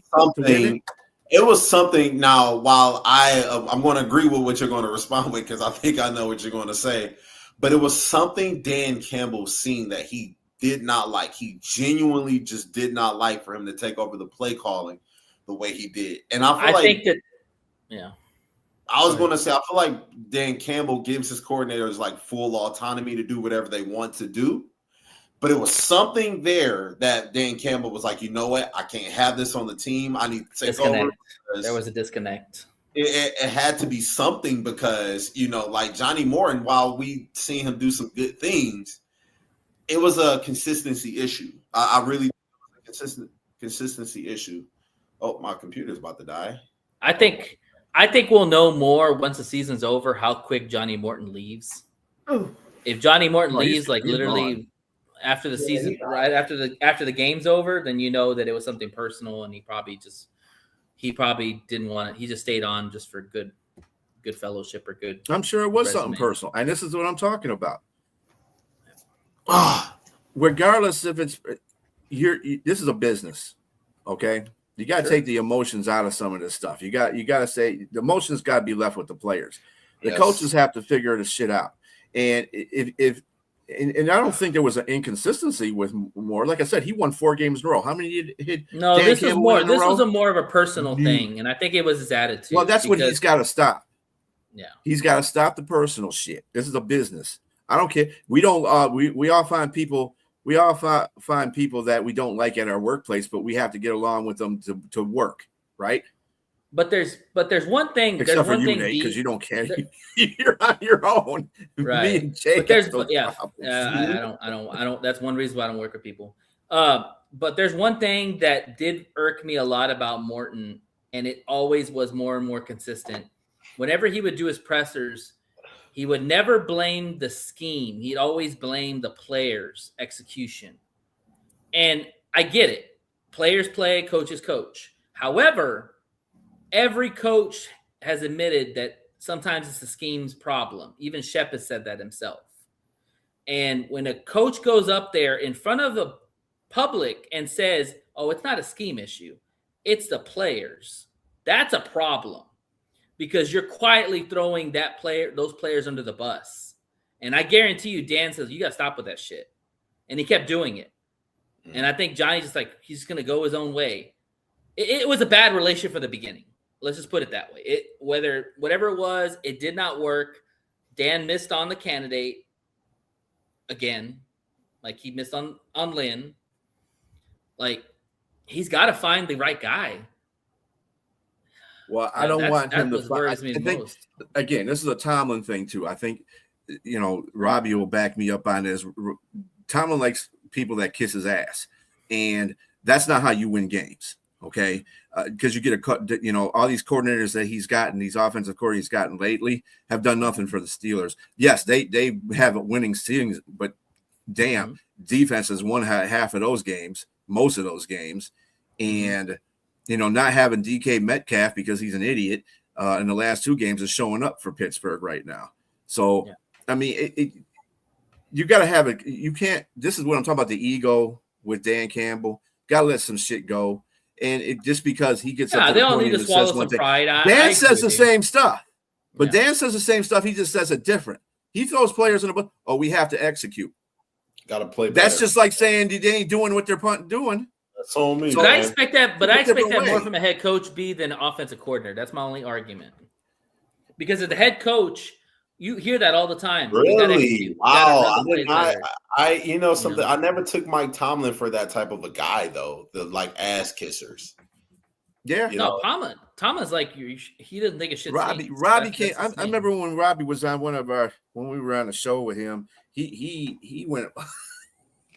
He went game style on Tomlin. He was on, he just like people to kiss his ass. And you're a Pittsburgh Steelers fan, you should know.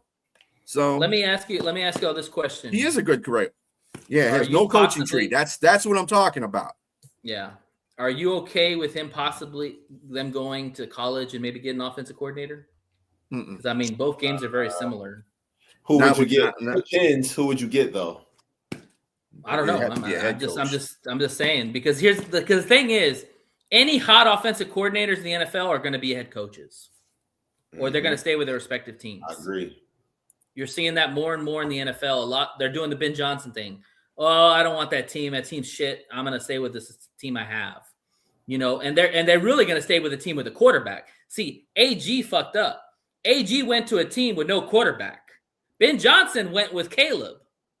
Look who's doing better and who's doing worse. Well, offensive minded versus defensive minded. Well, that The Jets too, but did you have a also defense. you got to hit on a fucking quarterback. You can't win without a quarterback in the NFL. Again, I refer this back to Tomlin. Tomlin can't pick a quarterback to save his own damn life. He got lucky because he had Ben Roethlisberger when he was hired as coach. That's true, right? And After that, though, coordinators and Ben all the quarterbacks he's had, and then he gets Aaron Rodgers. You know why he got Aaron Rodgers?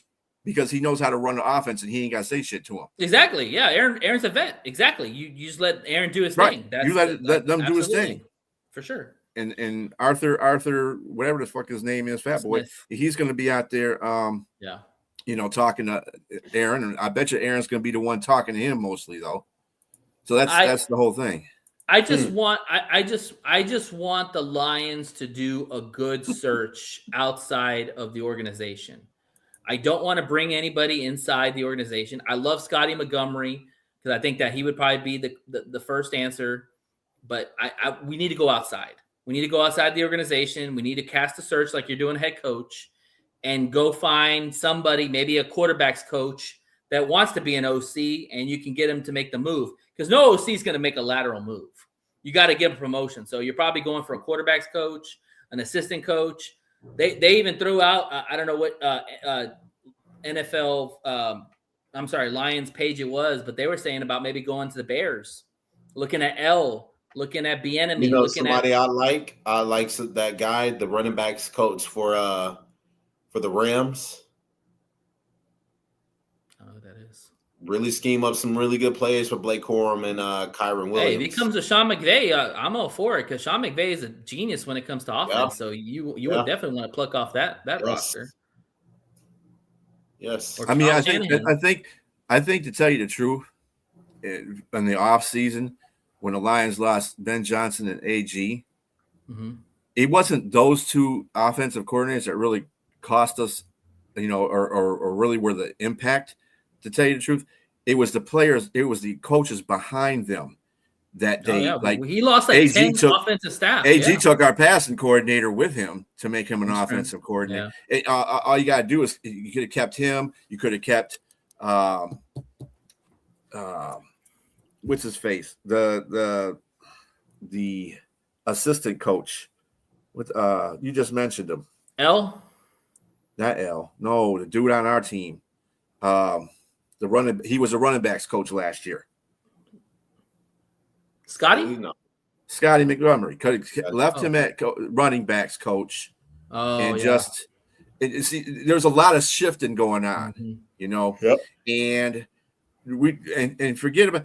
We did a lot better as a defensive line, but did we really do a good job as defensive line? I mean, we got the best defensive line coach in the league, and we still really couldn't do a lot of things that we needed to do. He left too because he went to the Patriots, so we had to get Rodgers. No, I'm talking about the one we got from Tampa Bay. Yeah, that's what I'm saying. Rodgers. He was supposed to be the best one. Yeah. Oh, yeah. But anyway, yeah, there's a whole bunch of shifting going on that I think that cost the Lions in certain areas too. I think there's a silver lining to all of this is that, you know, you guys want to mention the 49ers about how their success, you know, they were ass last year and now they're one of the top teams. Well, it can change after a season. They showed it. The thing is that the 49ers have a really good staff. Shanahan's one of the best play callers out there that doesn't get a lot of credit.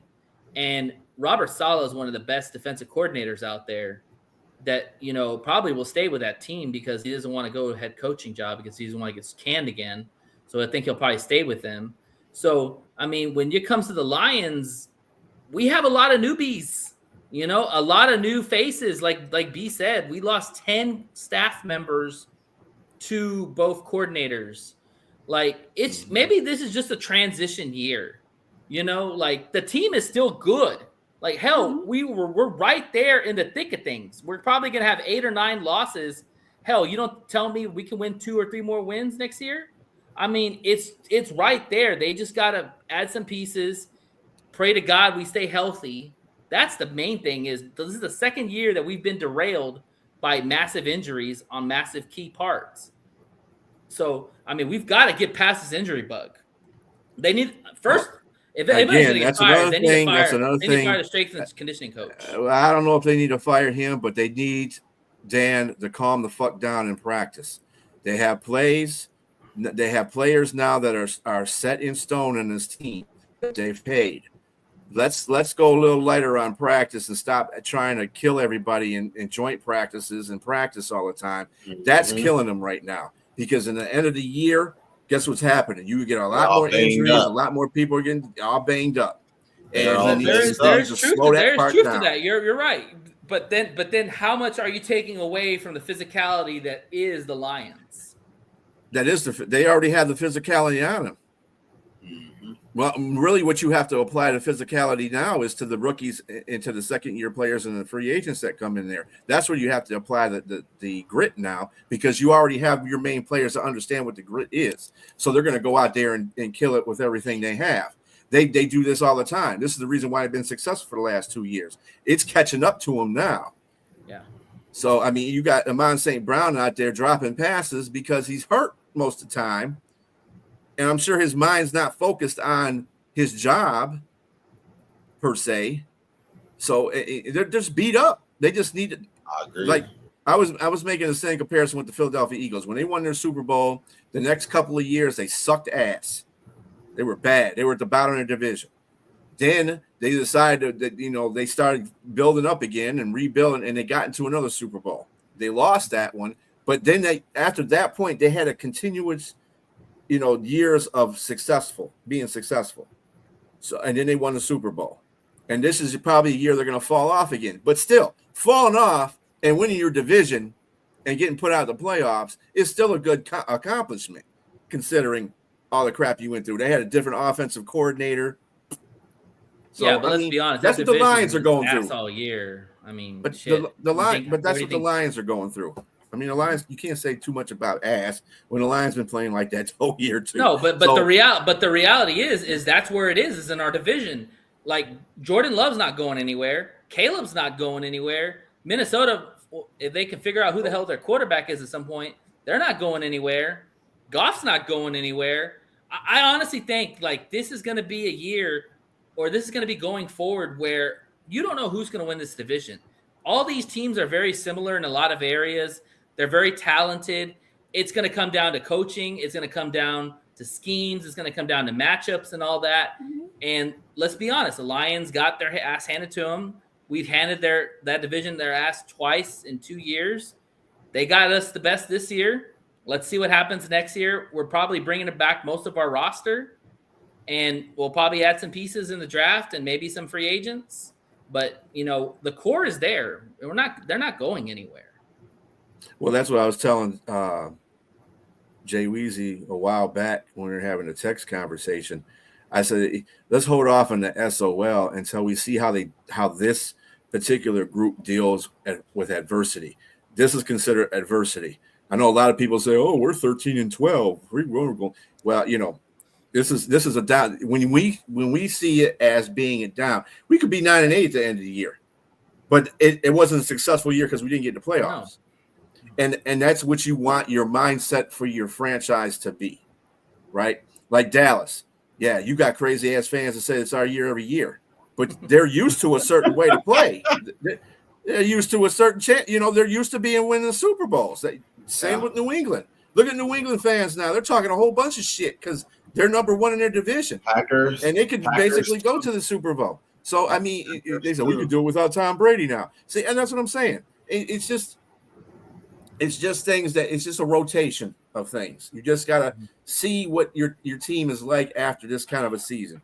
If this regime comes out there and says, okay, we're going to do this, and this because we didn't do this last year, and we're going to make sure that we get everybody on the same page, and boom, they do good. They make the playoffs. And even if they don't make the Super Bowl, to me, that would be something that it was, adverse conditions. And they got in the playoffs, and they got, maybe to the second round of the playoffs, and they lose. But they got there. Yeah, the goal is to get into playoffs at least. Exactly. The goal next year is get the playoffs. Get to the playoffs, win your division if you can, and go from there. And let the chips fall where they fall. But it's going to be an interesting offseason. We're going to be talking a lot more in the offseason about what they're doing and all that. But I'll say this, and then we'll wrap it up. This is where Brad Holmes shines in certain areas. So this is his time. So we'll see it. All right. And that will bring on Liz. Liz. El Toro. Speaking of where we want to be at. Bring on Liz. Hey, I didn't think it was going to be possible. We started 0-3. 8 in a row, Houston Texans. Yes. Take it away, Liz. Cool. We'll see. So, what's up, Texans fam? I'm going to say it with my chest. So, the whole week, and the trolls can hear it. And y'all guys, let me know what your Cash App is because I'm about to go ham on some cuss words. Put some fucking respect on the Houston Texans already. Especially the analyst, Jeremy Fowler. He's one of these analysts that I follow, and I'm just like, he just stated that. What did he say? Fowler stated that Inglewood was supposed to be a test for the Houston Texans because he didn't believe that the defense is that good. So the test was basically, we won. So CJ Stroud came out hot. I was like, that's my boy. He did a 75-yard laser to Ricky Higgins and then blink, and it's 6. And then a 43-yard strike to Noel, eating like it's Sunday dinner at Big Mama's house. 14 points. 14 points all in the first quarter. I was like, wow, this is going to be a game. All before I even got my nachos. I was like, what? It's already happening. This is great. Stroud started strong, but the win belongs to the defense because Stroud did fall off. He did kind of like lose his confidence a little bit. But again, we won. 5 sacks, different faces, same pressure, quarterback seeking ghost timing, all measured up. Barnett said, say less and drop 2 sacks. Hunter, I always have a hard time saying his name. Two flying around with 12 tackles, moving like he got H-Town. Yeah, 2-2. He got H-Town heat in his veins. Yeah. Toa. I just call him 2 toes. Yeah, he did great. He was amazing. Defense, oh my God. They're just so good. They're third coast certified. Number 1 in the league in yards allowed. Number 1 in points allowed. 16.6 a game. That ain't luck. That's D'Amico Ryan's football. Coach said these boys show up every single fucking game. Sorry. Let me know y'all cash out so I can Real thing. for my customers. Listen, real thing. Look, as Bun B said on Sunday, it's trill, baby. And Houston knows exactly what that means. The Chargers didn't even sniff the end zone until late in the third. Herbert, he's a real one. He walked off giving nothing but they walked off giving nothing but respect to him, which is great because that shows leadership.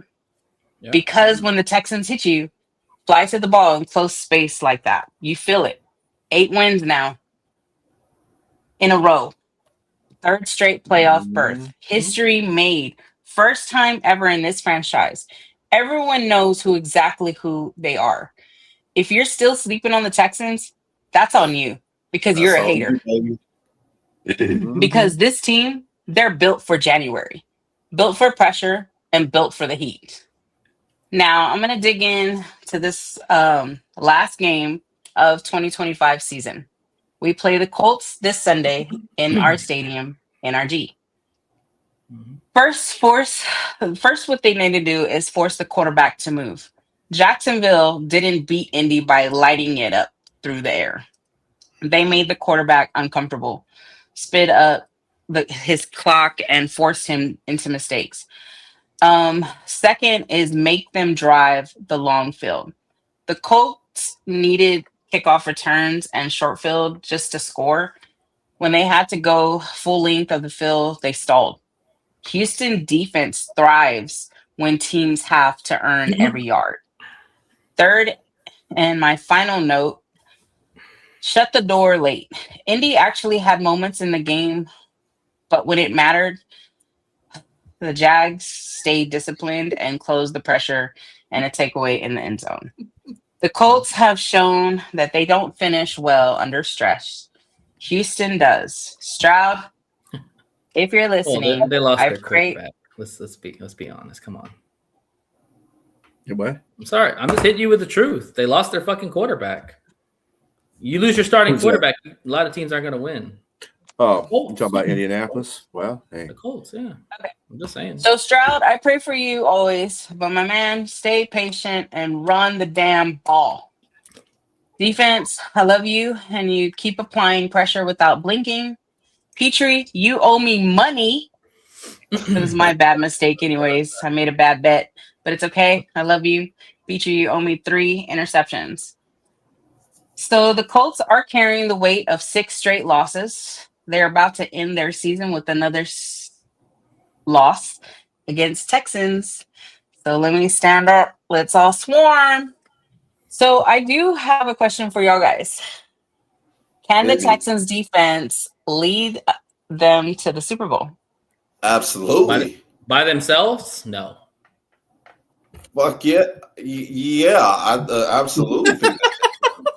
There's 2 sides of the football. Just say it, Jay. Fuck yeah. Yeah, hell yeah, they can. Remember what the Giants did? Remember that Giants offense was pedestrian when they went to the Super Bowl. And it was the defense that got them that Super Bowl. It's a different time. Thanks, Brent. You know what I mean? Absolutely, they can. It's not a team in the AFC right now that I think that can get through Buffalo's defense. They have to be a high-scoring offense and being able to at least score 24 to 27 points to beat Houston. And Houston ain't letting people get up on them like that, bro. Houston is ferocious, man. Yeah, I think this So you think so? B, what do you think? I think this is the best defense I've seen since. I'm not comparing. I'm just saying this is the best defense since I've seen the Ravens play. And they get after the quarterback. I'm not saying they're the Ravens. Ain't nobody gonna match that. Better than the Ravens. Not even 85 Bears. Before that, you think they're better than that? I know. I didn't say that. I mean, I'm just they're just as good as they're. That's the best defense I've seen since the Ravens. I haven't seen really too many defenses with that kind of tenacity that the Houston team has right now. Titans. When they played the Rams. That that defense was damn good. They I'm lost. just saying. They lost to the greatest. They lost to the greatest show on turf. So Yeah, it wasn't because of defense. Go ahead. Well, that's because the Rams played better defense than the Titans did. But anyway, I don't even know how you putting the Titans in that. I don't even know what you're saying. The second best defense is the Ravens. I don't agree with that at all. But go ahead. Anyway, Houston can win the Super Bowl with this defense because you know what? Nobody plays anymore, Harley. Anyway, is defense. Now you're seeing these teams are starting to change around. Change their teams around defense because they're figuring out how to play defense with the rules that are set in the NFL now, which I like. Somebody's being smart and figuring this shit out, and I'm getting tired of NFL keep trying to make everything offensive. I love defensive games.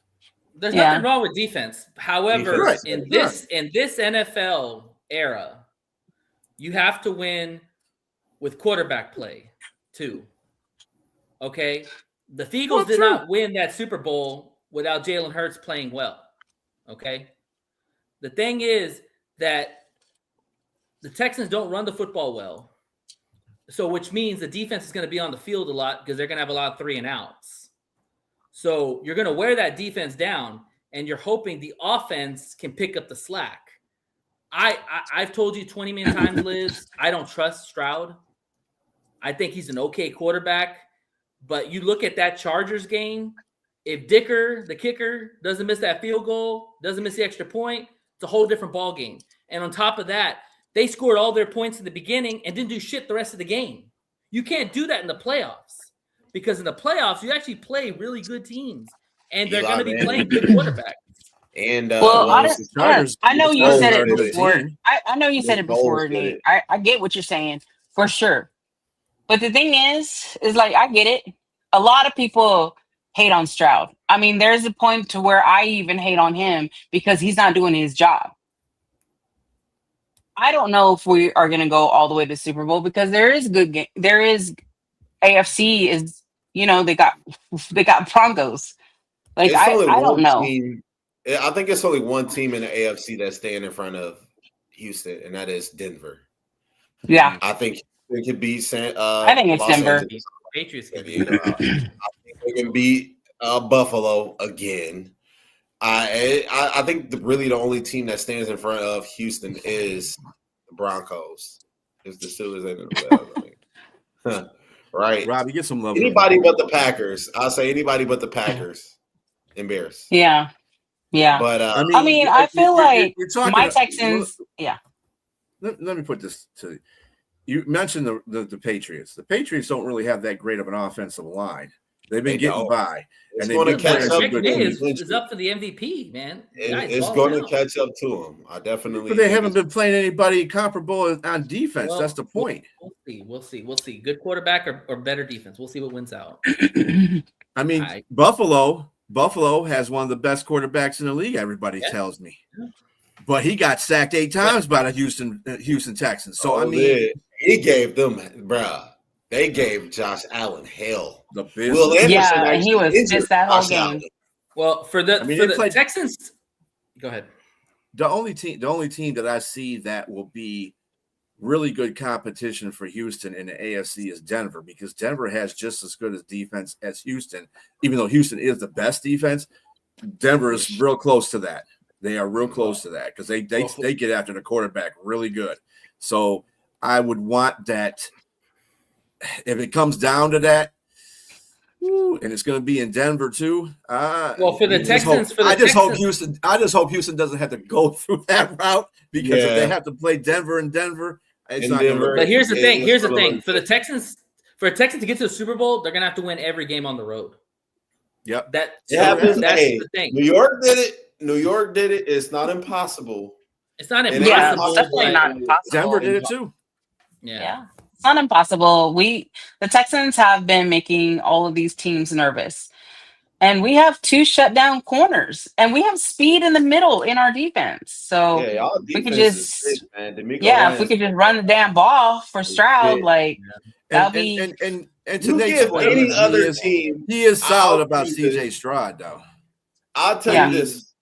he could either be that quarterback that you saw get a 14-0 lead, or the quarterback we talked that about stupid-ass Love. We pass. talked that about Caleb. Like, are they Yeah, they're he's good? gotta be more I'll They're tell you good. how good y'all's defense is. You give somebody like Cincinnati this defense, they're definitely the number 1 seed in the AFC right now. You give, a team like the Giants this defense, they're in the the Lions playoffs. that defense. Oh, we're definitely winning Super Bowl. I ain't even go. You know what, B? Come on, it's too early, bro. Too soon. Yeah. But you give I'm a just lot saying. of type of defense. They're No, the defense again. The defense is good. There's no doubt. I'm not questioning the defense, but you've got to be able to put up points. And can this offense put up consistent points game in and game out on the road? I don't know. They haven't done it yet. They haven't won a playoff game on the road. Let's win a playoff game, and then we'll see where they're going from there. That's the big barometer for them. They got to win on the road because that's what they're going to be on. You got my vote. I think you guys can make the Super Bowl. Will it happen? I don't think so, because Denver is good. I think Denver is actually the real deal on both sides of the ball. Yeah, they are. But your defense is good enough to get you to the Super Bowl. Absolutely, 100%. We'll see. If you Any beat given Denver, you Sunday. got to beat them early, because you Yeah. can't beat them. You Start can't off wait early. until the fourth quarter. Well, and they're beat more them. likely going to go against the Patriots because Denver's Denver going to step on the gas, and Houston have to start slow. They have to. I go out am there to and see punch how some they of them play out, against the too. Patriots. That's going to be a good matchup because Drake May's no slouch, man. Drake May's tore up some damn good defenses. I don't with think we're smile- playing the with a smile on his Patriots. face. Well, I'm Hey, saying Robbie, if I Denver agree. gets the number 1 seed, Denver y'all are gets the going to number 1 play seed. You're gonna because be y'all are playing, the last seed. Y'all are going to play the Oh, Patriots. okay. Yeah. Are they We'll last? see what happens any given Sunday. But before I go, I do want to send a shout out because I didn't do it last week. I just wanted to say a big shout out to Forever Faith Apparel for the merch, and I Yeah, thank appreciate you. y'all guys so much. The purpose, the faith and the grind that y'all do, and the purpose stitch into every piece. I loved it, and I just wanted to show Yes, thank you love, very Daphne much. and David. Thank you guys so much. And I Thank you, also want guys. to show love. I also want to show love to my fam bam in Houston. I will hopefully see y'all this Sunday at the game. Happy New Year, and thank y'all guys for having me on the show. Yeah. So right now, you know who Houston's playing? They're playing Pittsburgh As of right now, as of right now. But if Yeah. they lose, Sorry, Robbie. But if Jacksonville gets the division, then they're going to drop to either 6 or 7, I think. Well, Jacksonville's already got the division. I pretty much Yeah. can guarantee you Yeah. that. I mean, that's what I'm saying. So they're going to be So 6 right or now, 7. Jacksonville. Unfortunately, we're going to have a rematch from the last year. I think didn't these two teams meet before Jacksonville and the Chargers? Yeah. Yeah, That was the one where the That's Chargers gonna be a rematch. Jacksonville came back. Yeah. and then New It'll England's be playing interesting. Buffalo, which will be It'll hilarious. be interesting. But the main thing is y'all are in the match. We're not. God, Yeah. sounds We salty. got next year. We showed up to the party We got too next late, too drunk. Anyways. There was a Well, party. Yeah, I know, right? Well, should have been a party this year, but anyways, I want to thank everybody for liking, subscribe to the show, checking out the show. We'll have our final show on Tuesday, just recapping the Lions probably lost, more likely, and just kind of talk a little more about the offseason and what the plan is going to look like and go from there. Liz, you're going to be back next week, aren't you? Yes. Okay, so you'll be back talking about it. She'll give her playoff stuff, and then we'll just talk we'll about. do. Well, I mean, we can talk about playoff teams that we think and give our Super Bowl predictions and stuff like that. I mean, Sounds cool. I appreciate it, and I will be back next Tuesday. I think we basically talked a lot about that today, anyway. Yeah, that's a good thing there, Brett. Too, we can talk about who's going to be Coach of the Year, Rookie of the Year. We can do that too if you want. It's Vrabel. Yeah, Ben. I think it's Vrabel. Yeah, for sure. Yeah, Vrabel did a good job. It's Vrabel or Shanahan or anybody else, but Ben. No, it's not Ben. I don't want to say that Ben Johnson. I don't know. Really. Ben did a terrific job. Ben Johnson had a good team. It wasn't like he over a 4 or 5 win team.